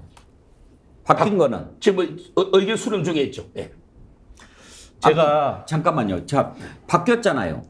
제가 알기로 바뀌는 것 같잖아요. 그러면 의견 수렴 중에 있어요. 그러면 이쪽으로 당초에 양서면 종점으로 가려고 하는 것보다 강상면 종점으로 바뀐 이유가 무엇 때문에 주민들의 편의라든지 교통량이라든지 이런 거 해서 이게 더 낫다고 판단했기 때문에 이렇게 제시를 해야 납득이 되는 거죠. 맞습니다. 근데 그걸 제가 두 번째 이야기 하려는 거예요. 그 말씀을 해주셔야지. 자, 그러면 이게 제가 두 번째요. 그 뭐 5km나 500m나 무슨 상관이냐 이런 식으로 접근하면 논점을 벗어나는 거죠. 제 말은 이게 키로수가 아주 가까운 데로 옮긴 것처럼 주장하니 제가 이게 지도상으로 보니까 비슷한 것 같아요. 거리가. 그 점을 지적했고 자, 두 번째 제가 조사를 해봤더니 양서면의 인구가 14,000명이에요. 그다음에 강상면이 200명이에요. 자, 우리가 고속도로 하나 지을 때는 토지를 다 수용을 해야 됩니다. 그렇죠. 수많은 주민들이 이해관계가 있어요. 고속도로 하나 짓는 게 14,000명입니다. 양서면에. 자, 그러면 이게 양서면으로 고속도로 놨다가 김건희에서 땅 때문에 다른 면으로 가가 땅값이 떨어졌다. 그러면 이게 양서 주민들이 덜 몰라서 벌써 시끄러울 겁니다. 지금 양평군에 조용합니다. 왜? 이렇게 노선이 바뀌면 주민들이 덜 몰라야 되지 않을까요? 왜 김건희에서 때문에 우리 14,000명 피해보지 않냐? 양서면은 왜 고속도로가 있다가 없어지면 그럴 거 아니에요. 요즘이 어떤 시대입니까? 전두환 때도 이렇게 못합니다. 지금 이게 예를 들어 박정희 대통령이 땅이 구미 돼서 경부고속도로를 구미로 갑니까? 이거 아니잖아요. 제 말은 이게 양평 인구가 13만이에요. 13만. 근데 어떻게 김건희 여사가 감히 혼자 이거 땅값 조금 올리려고 이게 노선을 하겠어요. 그러니까 제 말은 이게 터널이 몇 개고 그 다음에 여기는 이게 번화가가 어디고 이게 경제성이라든지 그 다음에 뚫는 뭐 환경 문제라든지 이걸 고려해서 지금 의견 수렴을 하려고 하는데 벌써 이게 뭐 김건희 여사 때문에 확정된 것처럼 이렇게 하고 있다는 거죠. 왜 저 군에서 가만히 있는데 정치인이 저렇게 폭로합니까? 제가 좀 이야기를 할게요. 전두환 때도 못하는 일을 갖다가 지금 윤석열 정권에서 하려고 하는 거예요. 그 정도로 지금 무도하다라는 거고요. 고속도로 계획안은 5년마다 한 번씩 합니다. 그래서 21년에 기본적인 고속도로 계획안들을 만들었습니다. 그래서 뭐 통영 같은 경우 한산도에 다리를 놓자를 이야기할 때 그 21년 고속도로 계획안을 짤 때 엄청나게 도로 계획안에 있어서 수많은 사람들이 한산도 다리를 놓기 위해서 이 건설부를 왔다 갔다 했던 그 기억들이 있는데요. 자, 이미 이제 확정이 됐어요. 확정이 됐는데 효율적이다, 비효율적이다의 문제를 가지고 지금 이제 우리 서종욱 변호사 이야기하는데 그 부분에 대해서는 충분히 이야기할 수 있습니다. 그런데 21년에 그 모든 것들을 다 그 지역에서 의견 수렴하고 이제 문제를 풀었습니다. 그런데 여기에 군청과 군의회가 모르는 상황을 국토부 도로국에서 줄을 다시 꺼서 내려갔단 말이에요. 앞서 박진영 원장도 부원장도 그런 이야기했지만 있을 수 없는 이야기입니다. 있을 수 없는 이야기입니다. 제가 방통위 처음 갔었을 때 부산에 KBS, MBC, KNN 출장 간다고 하니까 방통위에서 했던 이야기가 왜 출장을 갑니까? 오라고 그러면 되지? 이가 지금 우리나라 공무원의 기본적인 마인드인데 같단 말이에요. 그리고 군청도 몰라. 군의회도 몰라. 군청 모를 수 있나요? 군의회 모를 수 있나요? 아니, 기본적으로 지역에 있어서 도로와 관련해서 조금이라도 연구하고 관여하고 토론해 본 사람들 입장에서는 있을 수 없는 일이 지금 벌어진 거예요. 전두환 때도 할 수 없는 일을 갖다가 윤석열 정권에서 지금 하고 있단 말이에요. 이게 더 심각한 문제라고요. 그 효율성에 대해서는 서정욱 변호사가 이야기를 하려고 하면 21년 이전에 그 부분에 대해서 충분히 이야기를 했었으면 나는 그 부분에 대해서 합리적이라고 봐요. 양문석 박사님 목소리가 높아지시는데 토론에서는 목소리가 커지면 불리합니다. 아니 제가 그 서정욱 변호사 이야기하는 상황의 지도를 확인해 봤습니다. 확인해 보니까요. 기존에 있던 IC에서 옮기게 되면은 김건희 씨 일가가 갖고 있는 땅과 거리가 약 한 10km 정도 가까워집니다. 그전에는 약 한 10km 밖에 있었어요. 예. 10km 밖에 있었는데 지금은 1km 내로 들어오는 거예요. 9km 정도가 가까워지면 이 땅값에 얼마나 큰 영향을 미치겠습니까? 그죠? 자, 그 부분을 확인해 봐야 되고요. 그 다음에 이제 서정욱 변호사가 이런 일 안 해보셨으니까 모르는데 이게 토지 매입 작업이 우선이냐? 그렇지 않습니다. 도로를 닦을 때는 교통량 분산 효과를 우선적으로 판단합니다. 교통량 분산 효과에 대해서 하남시에서 안을 냈잖아요. 그게 하남시에서 낸 안이 제일 가장 합리적인 안인데 그거는 받아주지 않으면서 뜬금없이 제3의 안이 나와가지고 김건희 씨 집 일가 땅으로 갔다라는 거예요. 그러니까 이 의심의 여지가 생기는 거죠. 자, 그럼 두 가지만요. 자, 그렇게 되면 이게 양서면 주민들이 가만히 있겠느냐고요. 우리 쪽으로 이게 고속도로면 좋잖아, 땅값이 뛰고. 지금 이제 그 몰랐어요. 시작되니까. 자, 보세요. 군청에서도 모르고 군위에서도 몰랐다는 것을 서정욱 변호사 주민들은 말씀은 모른다는 잘못하면 거예요. 지금 양서면 주민들을 자극시키시는 발언이 아니 될 그게 수가 아니고 있어요. 제 말은 이게 영구히 모르게 애가 추진할 수 있냐고요. 나중에 그 김건희 사 뒷감당을 땅값 조금 올리려 하다가 나중에 언젠간 도로가 건설될 거 아닙니까? 2033년까지. 그럼 이게 영원히 쏠릴 수 있냐고요. 바이든 날리면도 이야기하는데 아니 양서 주민들이 난리 칠 거 아닙니까? 그러면 그러니까 되면 이제 지금, 예. 이제 비밀로 보도가 이게 우리가 이제 보도가 잠깐만요. 된 거예요. 지금 여기 토론을 확실하게 그거를 정리를 제가 해드릴게요. 우리가 지금 사실을 몰라요. 다만 이런 의혹이 제기가 됐는데 근거 없는 의혹 제기라고 보느냐 아니면 합리적으로 의심할 만한 제기라고 보느냐 우리가 논의할 수 있는 부분은 여기까지예요. 우리가 지금 뭐를 갖고 있습니까? 팩트를 모르니까. 근데 폭로의 두 번째가요. 누가 의심 가느냐 하면 전 양평 군수가 의심이 간대요. 이렇게 변경한 거. 근데 양평 군수나 의회가 모르게 할 수 있습니까? 고소들 짓는 게. 언제 바뀌었는지를 확인을 해봐야 되겠죠. 그러니까 제 말은 이게 그 양평군이 몰랐다는 게 말이 안 되거든요. 이래 변경된 걸. 아니요. 지금 폭로해 보면 군수가 의심이 간다고. 김유정님 말씀 들어볼게요. 그게 아니고 고속도로는 그 국가 계획이기 때문에 시군의 그 하고 관계없이 진행합니다. 네. 이게 이제 올해 1월 달에 사실상 변경이 됐다는 거예요. 그리고 보도는 이제 나오기 시작한 겁니다. 그러니까 이제 알 수밖에 없는 거죠. 그리고 군의회에서도 군청에서도 몰랐다고 얘기하는 걸 보면 국민들이 모르고 계실 수도 있는 거죠. 근데 저희가 이제 국회에서 예산 책정을 할 때 예타비를 타내면요. 이거 한 80% 성공이다 이렇게 가는 겁니다. 그래서 시작점이 이게 한 10억짜리 사업이라 치면 예타비 1,000만 원 받으면 이게 이제 됐다고 생각하는 거예요. 그러면 2년 전에 예비 타당성 조사를 할 때 양서면으로 정확히 정하고 그 예타를 한 거예요. 그럼 양서면으로 가야 되는 겁니다. 그런데 강상면으로 변경하는 이 변경의 사유가 당초에 이 서울 양평 간 고속도로 계획안의 목적과 완전히 다른 목적이 되는 거예요. 이 양평 고속도로 만들려고 하는 취지는 예타도 그 주말이면 두물머리, 양평 두물머리 굉장히 많이 가잖아요. 관광객들이 많이 가서 보고 하는데 거기 너무 정체가 심하니까 그 정체를 해소하기 위해서 이 서울 양평 고속도로를 만들려고 하는 거예요. 그거에 근거해서 그 목적으로 예타도 실시를 한 겁니다. 그런데 강상면으로 갑자기 바꾼 거예요. 친절한 국토부에서 그런 적이 있었나요? 정말 박진영 원장님 말씀대로 국토부에서 양평군까지 직접 친히 납치어서 양평군의 의견도 수렴하면서 세 가지 대안을 제시하니까 올해 1월 달에 갑자기 바뀐 거예요. 그러면 당초에 이 예타를 실시하고 고속도로를 만들겠다고 한 목적에서 완전히 배치되는 다른 목적이 이제 양평군이 내민 거죠. 그럼 이거를 이렇게 군도 모르게 하고 의회에서 군의회도 모르게 이렇게 한다는 것 자체가 충분히 의심 살 만한 일인데 원희룡 장관은 저런 식으로 어공과 늘공이 다르다는 등 이런 궤변을 늘어놓고 있는데 어느 국민이 이걸 의심하지 않을 수 있겠습니까? 국토부와 잘못하면은 이게 어떤 오해가 생길 수 있냐면 국토부와 김건희 일가가 경제 공동체다 이런 이야기 나올 수 있습니다. 우리 박근혜 정부 때 그런 이야기 있었지 않습니까? 미르재단에 최순실 보고 돈 넣었겠어요? 박근혜 대통령 보고 넣었지. 근데 박근혜 대통령 그 상황도 잘 제대로 파악 못했을 거 아닙니까? 근데도 그 당시에 수사했던 윤석열 팀들이 경제 공동체라는 말을 만들어냈거든요. 저는 이렇게 비슷한 흐름으로 갈 수 있다고 봅니다, 이게. 이게 뭐든지 정상적이지 않고 이상하면 문제가 있는 거거든요.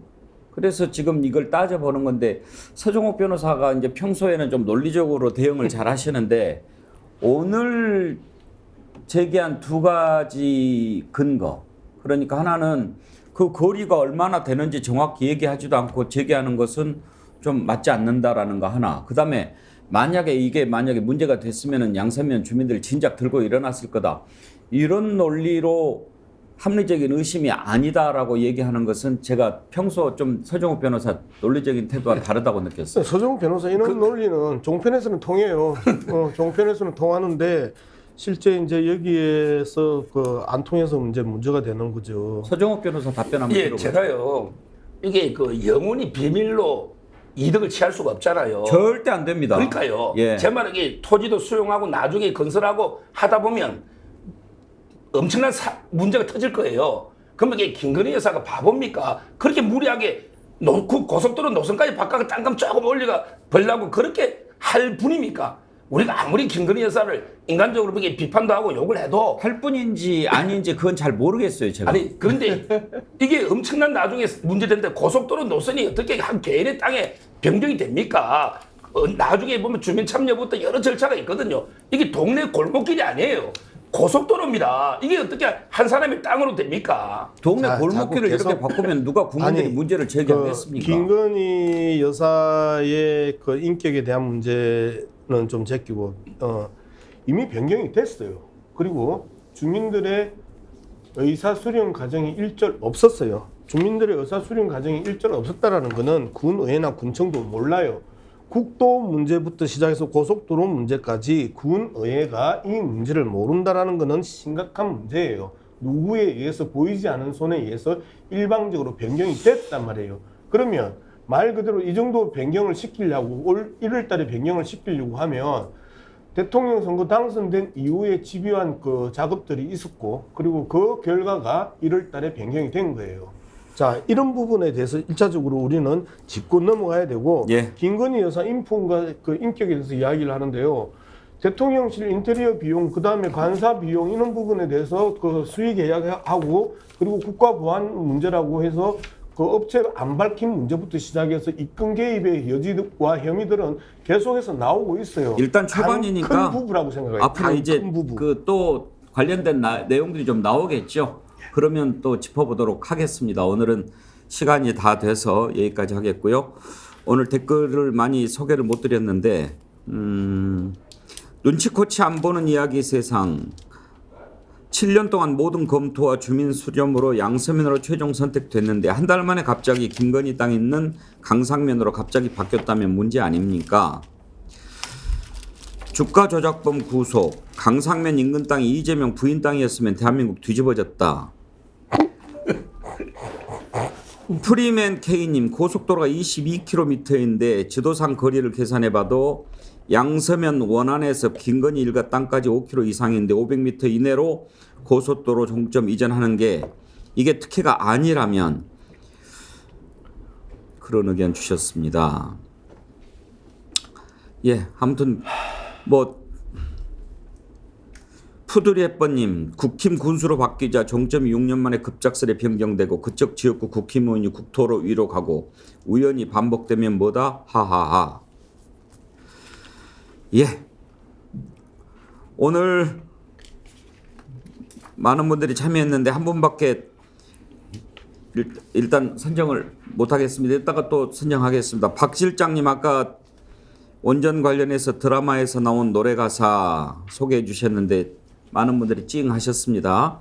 박 실장님께 자연주의 화장품 글램모에서 드리는 선크림 아이크림 세트 드리도록 하겠습니다. 오늘 1부 순서는 여기까지 하고요. 저 한 가지만 이야기할게요. 지난주에 제가 방송 끝나고 나서 서정욱 변호사가 저보고 형이 들어와가지고 동시 접속자가 줄었다 이 이야기를 해서 상당히 부담스러운데 오늘은 어때요? 오늘 11,900 몇 명, 그래서 12,000명 될 뻔했는데 제 책임 없는 거죠 오늘은. 네. 괜히 형이 이 시간에 들어와가지고 동접자가 줄었다고 퉁퉁거리면서 나가더라고. 그럴 리가 있겠습니까? 내 탓 아니다. 예. 오늘 네 분 수고하셨습니다. 예, 감사합니다. 예, 전하는 말씀 듣고 오호라 경제 이어가겠습니다. 글래머 좋아. 글래머 안 좋아? 좋아요. 글래머 좋아. 그때 글래머를 발랐으면 티가 안 났을 텐데. 농사하고 그럴 때 피부가 타요. 타면 안 되죠. 그러면 이거 바르면 되지 않겠습니까? 네. 맞습니다. 좋아요. 조건이 좋습니다. 그리고 품질은 제가 보증합니다. 많이 구입해 주시면 우리 스픽스가 힘을 갖는데도 도움이 된다는 말씀 드립니다.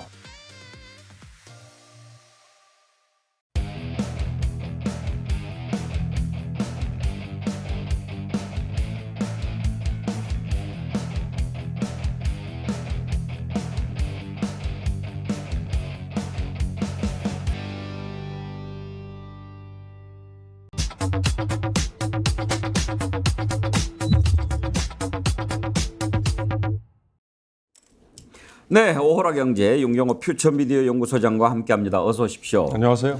일부에서 그 서울 양평 고속도로 특혜 의혹 관련해서 우리가 좀 짚어봤는데요. 이게 우리가 상식적으로 생각했을 때 아무리 그곳에 김건희 씨 일가 땅이 있다고 해도 거기 땅값 올려주려고 바꿀 수 있을까? 그렇게 생각하는 게 상식인데 워낙 또 비상식적인 세상이라. 그러게요. 근데 1안과 2안은 계속 논의가 되고 주민들 의견 수렴도 했다는데 지금 유력하다는 이 3안은 느닷없이 튀어나왔다는 걸로 보고 또 하나는 이 3안대로 가면 그동안에 병목이라든지 6번 국도와의 연결, 외곽순환도로와의 연결 이거에서 당초에 그 교통 혼잡을 해소하는 게 효과가 많이 떨어진다. 이 두 가지만 놓고 봐도 과연 객관적으로 이게 된 걸까? 제가 보기에는 뭐 원희룡 장관이 이게 소탐대실 하다 보면 나중에 더 큰 화를 가져올 수 있다는 걸 왜 모르겠어요. 재검토 얘기를 살짝 한 거 보면 제가 이따가도 말씀드릴 수 있는데요. 이 지금 예비 타당성 조사라는 게 있잖아요. 이 예타 면제가 최근에 작년에 대비해서 2배로 늘었거든요. 예. 그러니까 이거는 꼭 정부 탓만은 아니에요. 여야 간에 서로 손잡고 짬짬이가 돼버리는 거죠. 예. 내년 선거를 앞두고. 그러니까 이제 그런 것들 속에 파묻혀가지고 그냥 가버릴 수 있는 사안이라서. 근데 만약에 그렇다면 뭐 아까 뭐 서정욱 변호사는 10km? 그렇지만 또 어떤 분들은 뭐 지근거리라고 더 얘기를 하니까 이거는 좀 더 후속 취재를 해봐하고 나서 말씀드릴 기회를 만들어 보겠습니다. 또 그런 의견 주신 분도 있어요. 무슨 땅이 이렇게 많아? 그러는데 양평군 강상면 그쪽에 22,663제곱미터 축구장 3개 넓이 부동산 땅이 많긴 많네요. 거기서는 이미 부동산 관련해서 특혜를 받아서 문제가 됐던 사업을 벌인 적이 있잖아요. 윤석열 대통령의 장모 최 씨가. 그러니까 뭐 숨겨져 있는 땅이 있을 수도 있고요. 지금 알려진 바로는 이게 김건희 씨의 형제자매들 명의로 돼 있다는 거잖아요. 예. 그러니까 이게 만약에 정말로 제대로 한번 파헤쳐지고 문제제기가 된다면 간단히 넘어갈 일은 아닐 것 같습니다. 근데 이제 상식적으로 아까 뭐 서정욱 변호사가 그런 이야기 하더군요. 뭐 아이고 그렇게 땅 많은 사람이 뭐 몇 푼 올리려고 그러겠습니까? 그러는데 그건 저는 동의하지 않아요. 네. 있는 사람들이 더 해요. 99가마에 100가마 채우는데 더 그럼요. 연연하죠. 예. 오늘 재정 문제 한번 좀 다뤄볼까 하는데요. 예. 윤석열 대통령이 재정 다이어트 이런 표현을 썼어요. 맞습니다. 사실 며칠 됐어요. 예. 지난달 28일이에요. 국가재정전략회의라는 게 있습니다. 그 회의에서 윤 대통령이 이 재정 다이어트라는 표현을 썼는데 그 앞에 이제 정치적인 수사를 썼어요. 선거에 지더라도 재정 다이어트 해야 된다는 표현을 했어요. 그러니까 이게 정치적인 굉장한 이 함의를 갖는 걸로 내년 총선에 저도 좋으니 근데 최근에 또 돌아다닌 얘기로는 윤 대통령이 사석에서 얘기를 했다더라며 170석 확보할 수 있니 확보를 해야 되니 뭐 이런 식으로 얘기를 했다는 거니까 부딪히긴 합니다. 그런데 윤 대통령의 그 한마디 때문에 그 이후에 정부 부처 모두가 바빠졌습니다. 우선 첫째, 각 부처의 기획관리실장과 예산 담당자들이 부산하게 모여서 어저께입니다. 3일까지 이미 기획재정부 예산실에 제출해놓은 내년도 예산안 편성안을 급하게 뜯어 고쳐가지고 다시 제출을 했다는 겁니다. 그리고 또 하나 과기부의 차관이 새로 바뀌어서 내려갔죠. 이 과기부 차관이 가자마자 대통령의 지시 운운하며 과기 R&D, 과기 연구개발 자금 이거에 대한 전면 수정 작업, 재검토 이 얘기를 했어요. 이거 물론 여러 가지 그동안에 이어져 온 숙제이긴 한데 하여튼 이런 식으로 각 부처마다 이 대통령의 재정 다이어트라는 이 한마디가 굉장한 파장을 가지고 있어서 대체 이게 무슨 의미인지 그리고 앞으로는 또 어떻게 될 것 같은지 어떤 엇박자가 있는지 이런 거 한번 말씀드려 보겠습니다.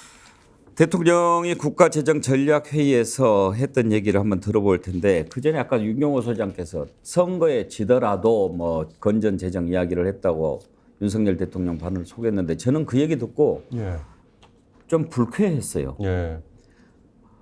건전재정이 필요해서 건전재정을 하면 왜 그걸 선거에 지더라도라고 생각합니까? 그건 우리 국민을 좀 얕잡아 보는 것 아닌가 하는 생각이 순간 들었어요. 그러니까 국민들은 막 무조건 퍼주면 좋아할 거다라고 생각하는 게 우리 국민을 좀 우습게 보는 것 같다. 정말로 국민들이 지금은 달라졌지 않습니까? 이렇게 하는 것이 국민들한테는 고통스러워도 나라를 위해서는 바람직한 방향이야라고 밀고 가는 대통령의 모습을 보여주고 그걸 진정 있게 계속 보여준다면 국민들이 그걸 지지하지. 뭐 갑자기 뭐 재정 줄여가지고 힘들어 이렇다고 표 안 주고 그런 생각을 하고 있나? 그런 생각이 좀 들더라고요. 그 의미는요. 이 경제에 대해서 국가 재정의 이 구조에 대해서 잘 알고 있는 사람이 하는 얘기라면 굉장히 의미가 큽니다. 그러나 이렇게 윤 대통령처럼 다른 거에 대해서 대충 알고 넘어가는 성격, 그다음에 윤 대통령의 경제에 대한 여러 지식이라고 표현하면 맞을지 모르겠습니다만 이런 걸 감안해 보면 윤 대통령은 그 구조에 대해서 참 미안하고 죄송한 말씀입니다만 전혀 모르고 그저 그냥 한마디 던진. 그러니까 앵커께서 말씀하신 것처럼 돈을 그냥 풀기만 하면 도움이 되고 또 유권자 국민은 좋아할 거다라는 이제 그런 전제하에 한 얘기이기 때문에 맞습니다. 어떻게 보면 모욕적인 얘기일 수 있죠. 자, 재정 관련해서 윤석열 대통령 발언 한번 들어보도록 하겠습니다. 일각에서는 여전히 이 재정 중독에서 벗어나지 못하고 빚을 내서라도 현금성 재정 지출을 늘려야 된다고 주장하고 있습니다. 이것은 전형적인 미래 세대의 약탈이고 따라서 단호히 배격해야 될 것입니다. 진정한 부모가 누군지 가리는 솔로몬의 재판에서 보듯이 국민을 진정으로 아끼는 정부는 눈앞의 정치적 이해득실보다 국가와 미래 세대를 위해 재정을 건전하게 운영하는지 여부로 판가름할 수 있습니다. 정부는 이전 정부와 달리 책임감 있고 지속 가능한 재정 운영 기조를 견지할 것입니다. 단순히 지출을 줄이는 것만이 아니라 꼭 필요한 곳에 제대로 쓰자는 것입니다. 일단 저렇게 얘기했지만 어찌됐든 건전재정하면 지출이 줄어들 수밖에 없을 것이고 그렇게 되면 이제 그동안에 취약계층이라든지 또 복지와 관련해서 지원했던 부분들 이런 부분들이 많이 줄어들지 않겠느냐 이런 걱정이 우선 들잖아요. 그렇습니다. 저 말에는요 굉장히 행간에 많이 담고 있습니다만 전임 정부에 대한 강한 비판이 지금 들어있어요. 그러니까 퍼주기 내지는 뭐 확장 재정 이런 건데요. 숫자로 제가 말씀드릴게요. 2017년에 문재인 대통령이 촛불 이후에 당선이 됐죠. 그 해에 이미 전년도에 짜여진 예산이 400조 원이었거든요. 이게 매년 문재인 정부 내내 한 8%에서 7%에서 9% 정도 증가세를 유지해가지고 마침내 2022년에는 600조를 넘어섰죠. 그리고 나옵니다. 2023년에는 638조입니다. 근데 이제 눈여겨보셔야 될 건요. 2020년부터 코로나라는 게 왔죠. 그래서 이제 그때부터 경제 모든 게 다 비상 상황이었어요. 금리는 아무리 낮춰도 경제가 살아나지 않고 충격을 받았어요. 그러니까 남은 카드는 재정에서 돈을 푸는 수밖에 거죠.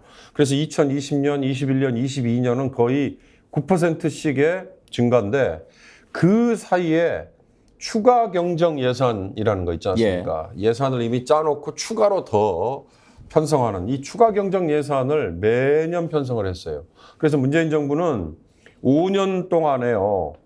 추가 경정 예산을 10번 해가지고 무려 그 돈만 따지면 150조 원이에요. 그리고 2022년 작년 대통령 선거 5월에 치러졌죠. 그 치러진 대통령 선거 직후에 이를테면 역대 최대 규모의 추가 경정 예산이 편성이 됐습니다. 기억하실 겁니다. 60조 원입니다. 이거는 전임민 정부가 먼저 바닥을 깔아주고 윤석열 대통령은 그냥 손 안 대고 코 풀면서 처음에 정부를 시작했어요.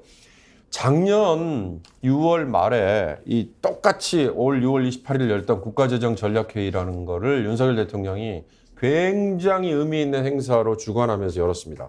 처음 연 행사예요. 그때 기억하실지 모르겠습니다만 SM 엔터테인먼트의 이수만 씨를 부르고 또 벤처기업 대표들을 부르고 하면서 어떻게 보면 경제를 앞으로 이렇게 꾸려가겠습니다라고 얘기하는 그런 쇼로 만들었는데 사실은요. 국가재정전략회의라는 건 굉장히 의미 있는 행사입니다. 왜냐? 2005년부터 노무현 대통령 시절에 이게 시작된 거거든요. 우리 이 경제에 예산을 짜고 재정을 운용해 나가는데 5년 단위로 중장기 전략을 이렇게 끌고 가겠습니다라는 걸 국민에게 보고하는 자리예요. 그래서 올 6월에 회의를 했잖아요. 그럼 올 6월에는 어떤 얘기를 해야 되냐면 2023년부터 5년이니까 2027년까지죠. 그러니까 이거는 윤석열 정부의 임기를 넘어서는 거예요. 임기와 상관없이 5년 동안 자, 우리의 경제 상황이 이렇게 갈 것 같습니다. 그러면 재정 구조는 이렇게 채워질 것 같습니다. 세수는 얼마만큼 들어올 것 같습니다. 그러니까 지출은 어떻게 해야 될 것 같습니다. 이 지출 중에는 복지를 얼마나 늘려야 될 것 같은지 줄여야 될 것 같은지 또는 아까 R&D, 연구개발 또는 국방도 마찬가지 포함됩니다. 이런 여러 분야들을 5년 단위의 중기 계획 이걸 얘기하는 거예요. 그러니까 지금 윤 대통령이 당장 내년 예산에 대해서 어쩌고 저쩌고 이거를 얘기하는 자리가 아니거든요. 그러니까 그 핀트가 어떻게 보면 조금 더 광범위하게 가니까 가능한데 그러나 지난 6월 28일에 한 얘기는 정치적으로 전임 정부에 대한 강한 비판 그리고 지금 각 부처의 느닷없는 재정 다이어트라는 이 지시 때문에 정말 예정이 없는 부산함을 만드는 이런 건데요. 이제 이 논리적인 근거 이런 게 이제 사실 궁금한 거죠. 저는 이제 윤경호 소장 말씀을 들으면서 그 부분을 좀 여쭤보고 싶은데요. 건전 재정 좋다 이겁니다. 그런데 이제 과연 윤석열 대통령이 건전 재정 이야기하려면 취임 초부터 허리띠 꽉 조이고 출발하는 모습을 보였다면 저 얘기에 공감을 할 사람들이 많이 있을 겁니다. 그런데 지금 스파픽스 하이님 재정 건전성 말하면서 대통령실 이전 뭐냐? 국민에게 써야 할 세금은 아깝고 대기업과 부자 위한 정책에는 사용하려 하고 이렇게 의견 주셨는데 그런 모습 보여줬잖아요. 대통령실 이전하는데 많은 비용이 들었지 않습니까? 그러니까 출범할 때부터 허리띠 조이는 모습보다는 쓰는 모습을 보였어요. 그런데 이제 와가지고 선거에 지더라도 건전 재정 가겠다 이렇게 얘기했을 때 국민들이 이제 갸우뚱한단 말입니다. 저건 뭐지? 그래서 이제 첫 번째 이유로 방금 윤경호 소장 지적하신 전 정권 비판용이 하나 있고 두 번째로는 정치적으로 뭔가 의도가 있을 것 같은데 그건 뭘까 하는 거거든요. 뭐라고 보십니까? 그러니까 전 정부에 대한 비판 이를테면 재정 지출을 이렇게 늘리다 보니 국가 채무가 사실 엄청나게 늘었죠. 작년 말 기준으로 지금 대한민국의 국가 채무가 1068조. 근데 이게 2017년 문재인 정부 출범 전에는 660조였거든요. 이걸 GDP 대비로 되게 비교를 하죠. 그러면 지금은 이제 51.5%까지 훌쩍 늘어났어요. 과거에 전임 정부, 박근혜 정부 그리고 문재인 정부 중반까지만 해도 GDP 대비 국가 채무가 40%대를 넘어서면 마치 큰일이 나는 걸로. 사실 근데 우리는 일본이나 미국 같은 기축통화에 가까운 통화를 운영하는 나라에 비해서 우리는 사실 굉장히 취약합니다. 취약하니까 그건 뭐 나중에 별도로 말씀드리고요. 그렇지만 이게 이제 50%를 넘어가 버렸고 그걸 그대로 떠안는 상황에서 윤석열 정부는 흔히 말하는 보수 정부잖아요. 보수 정부의 경제 철학은 감세, 또 작은 정부, 그리고 재정 긴축 이런 거거든요. 예. 그런데 이게 경제 선순환과 맞물려야만 효과를 얻을 수 있습니다. 대표적으로 레이건 대통령이 취했던 레이거노믹스가 흔히 말하는 경제학에서 신자유주의, 시장의 개입을 최소화하면서 재정 지출도 최소화하면서 세금은 왕창 깎아줘서 부유층들에게 박수를 받는 이런 정책인데 여기에 래퍼 곡선이라는 아주 유명한 경제 이론이 하나 있어요. 이게 이제 무슨 노벨상을 받고 이런 정도로 인정받은 건 아닌데요. 자, 세금을 깎아주면요. 기업들이나 가게가 어느 정점이 있을 거 아니에요. 그 정점까지 부담을 느끼다가 그 다음부터는 이 깎아준 세금 때문에 탄력을 받아서 더 훨씬 경제가 잘 돌아가도록 선순환 구조가 이루어진다라는 게 래퍼 곡선인데 레이건 정부가 이거 하나를 믿고 감세를 왕창 해줬다가 나중에 기억하실 겁니다. 80년대 미국 경제 그러면 쌍둥이 적자라는 말 기억나세요? 재정 적자와 무역 적자. 그래서 레이건 행정부는 이 쌍둥이 적자 중에 재정 적자에 어마어마하게 시달리고 다음 정부한테 결국 정권을 넘겼거든요. 마찬가지로 지금 윤석열 정부도 출범 초기에 한번 기억해 보십시오. 법인세 우선 최고세를 깎아줬죠.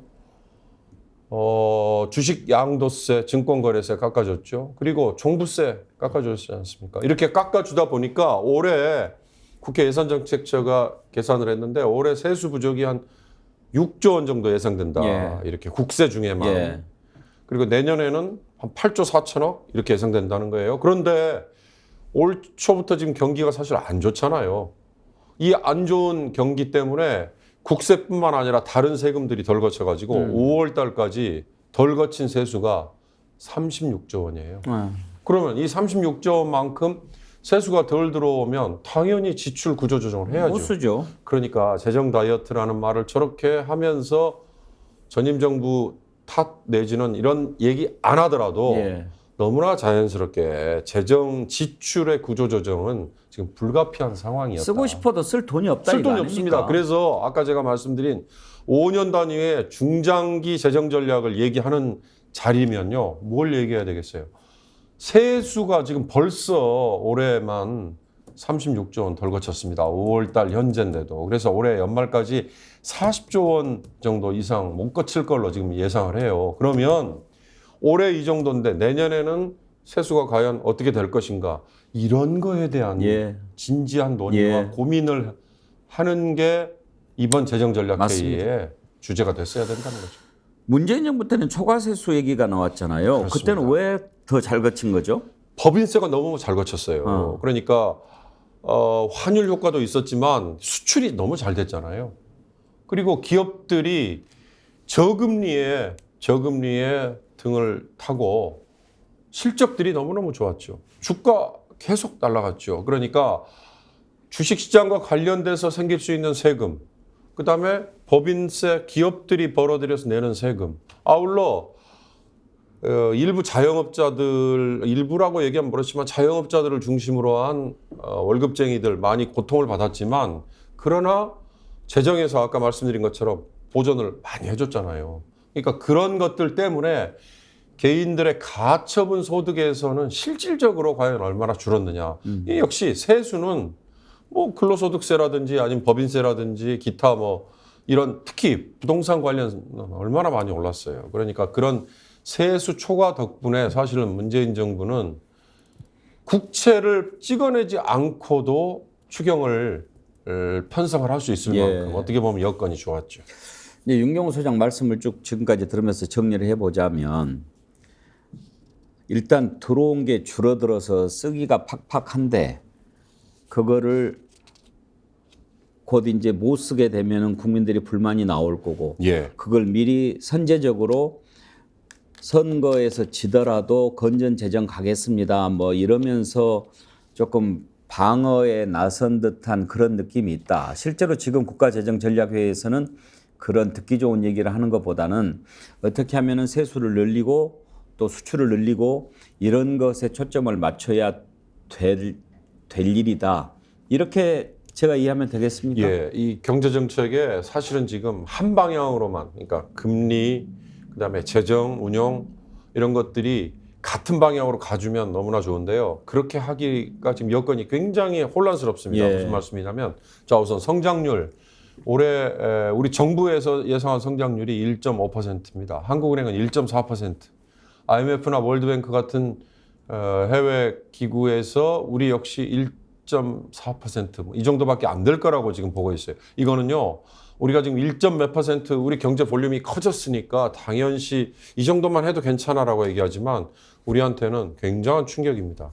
이건 실업률, 기타 여러 가지 이 악영향들이 꼬리에 꼬리를 물고 나오게 돼 있거든요.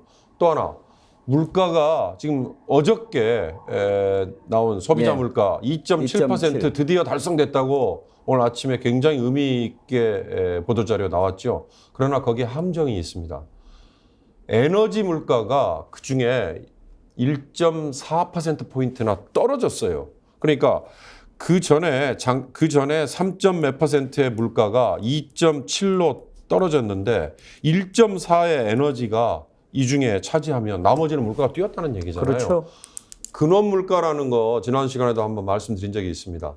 에너지와 식품 가격을 뺀 물가거든요. 이것 벌써 3.6%예요. 그러면 식품 에너지는 이번에 떨어졌다 그러니까 빼더라도 우리 지금 밥상 물가 얘기하는 식품을 집어넣을 경우에 물가가 체감 물가 지금 운운할 따로 놀거든요. 물가가 이렇게 계속 오름세에 있는 상황에서는 금리를 올려야 되거든요. 근데 경기가 아까 말씀드린 것처럼 경제가 1점 몇 %밖에 예상이 안 되는데 금리 못 올리지 않습니까? 그러니까 결국 재정에서 지출을 줄일 수밖에 없는데 이 재정에서 지출을 줄이면 아까 앵커도 잠깐 말씀하셨어요.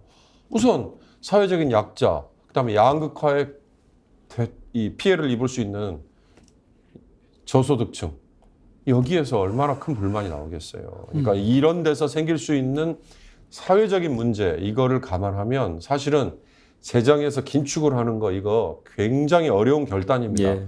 그런 점에서 사실은 아까 앵커가 잘 말씀하셨습니다. 대통령과 정부가 먼저 솔선수범을 하면서 우리 이렇게 가야 됩니다. 지금 위기입니다라고 했어야 되는데 처음 시작은 전혀 그렇지가 않았다는 게 전혀 이게 엇박자 아닌가 이런 비판을 받을 수 있죠. 예, 오늘 재정 다이어트 윤석열 대통령이 던진 말 가지고 짚어보고 있는데 짧게 한 가지만 더 살펴보고 마치도록 하지요. 그리고 지금 이제 돈 쓰고 싶어도 돈이 없어서 못 쓰는 상황이라서 당장 필요한 곳에 써야 되니까 지금 이제 야당에서는 추경을 해라 이렇게 얘기하고 있지 않습니까? 35조 추경. 그런데 대체로 보면 추경은 정부가 하겠다고 하고 야당이 말리는 것이 상식 아닙니까? 참 보기 힘든 그런 광경인데 어떻게 될 것 같습니까? 추경은. 그렇습니다. 그러니까 복지 지출 뭐 이런 것들을 위해서는 사실 재정에서의 확충이 더 연결이 돼야 되죠. 그러나 쉽지 않아요. 정부가 추경을 못하는 이유 아까 말씀드렸잖아요. 국가 채무 확 늘려놨다는 전임 정부 비판을 했는데 30몇 조 추경을 하게 되면 지금은 세수 부족하다고 했지 않습니까? 국채를 발행해야 돼요. 국채 발행한다는 거 결국 자기들 스스로가 비판을 했던 전임 정부에 똑같이 쫓아가는 거니까 발등을 찍는 꼴이 되거든요. 그러니까 자가당착이 되는 점에서 지금은 절대로 안 한다고 하는데요. 금리를 낮추지 않는 한은 지금 이 경기 침체를 돌파를 할 수가 없거든요. 그러면 금리 낮추지 않고 할 수 있는 방법은 재정에서 돈을 풀 수밖에 없는데 그래서 제가 지난번 민주당이 35조 원 추경을 제안했을 때 정부와 여당 그리고 윤석열 대통령마저도 단호하게 거절했습니다. 그러나 아마 오래가지 못할 거다. 하반기에 가서 어떤 모멘텀을 핑계를 대더라도 추경하자는 얘기가 아마 정부 여당에서 나올 거라고 저는 보고 있습니다. 예, 한번 그것도 선거가 다가오면 어떻게 되는지 봐야 됩니다. 경제인데도 오늘 관심 갖고 많이들 봐주셨고 댓글도 많이 올려주셨는데요. 어려운 분야인데 계속 관심을 가져주셔서 감사합니다. 예, 아마 실생활과 관련된 내용들을 많이 다뤄주셔서 그런 것 같습니다. 정어리 어장님, 10만 원 들고 마트 가면 살 것이 없어요. 그렇죠? 별이 총총님, 수출로 먹고 사는 회사들은 망하기 직전입니다. 박고버려님, 재정을 아끼는 것도 중요하지만 지금 서민들의 삶이 말이 아닙니다. 건설 경기가 죽어서 일용직 노동자들은 거의 쌀값 걱정하면서 살고 동네 상권도 죽어서 가게마다 매출이 줄었다고 난립니다.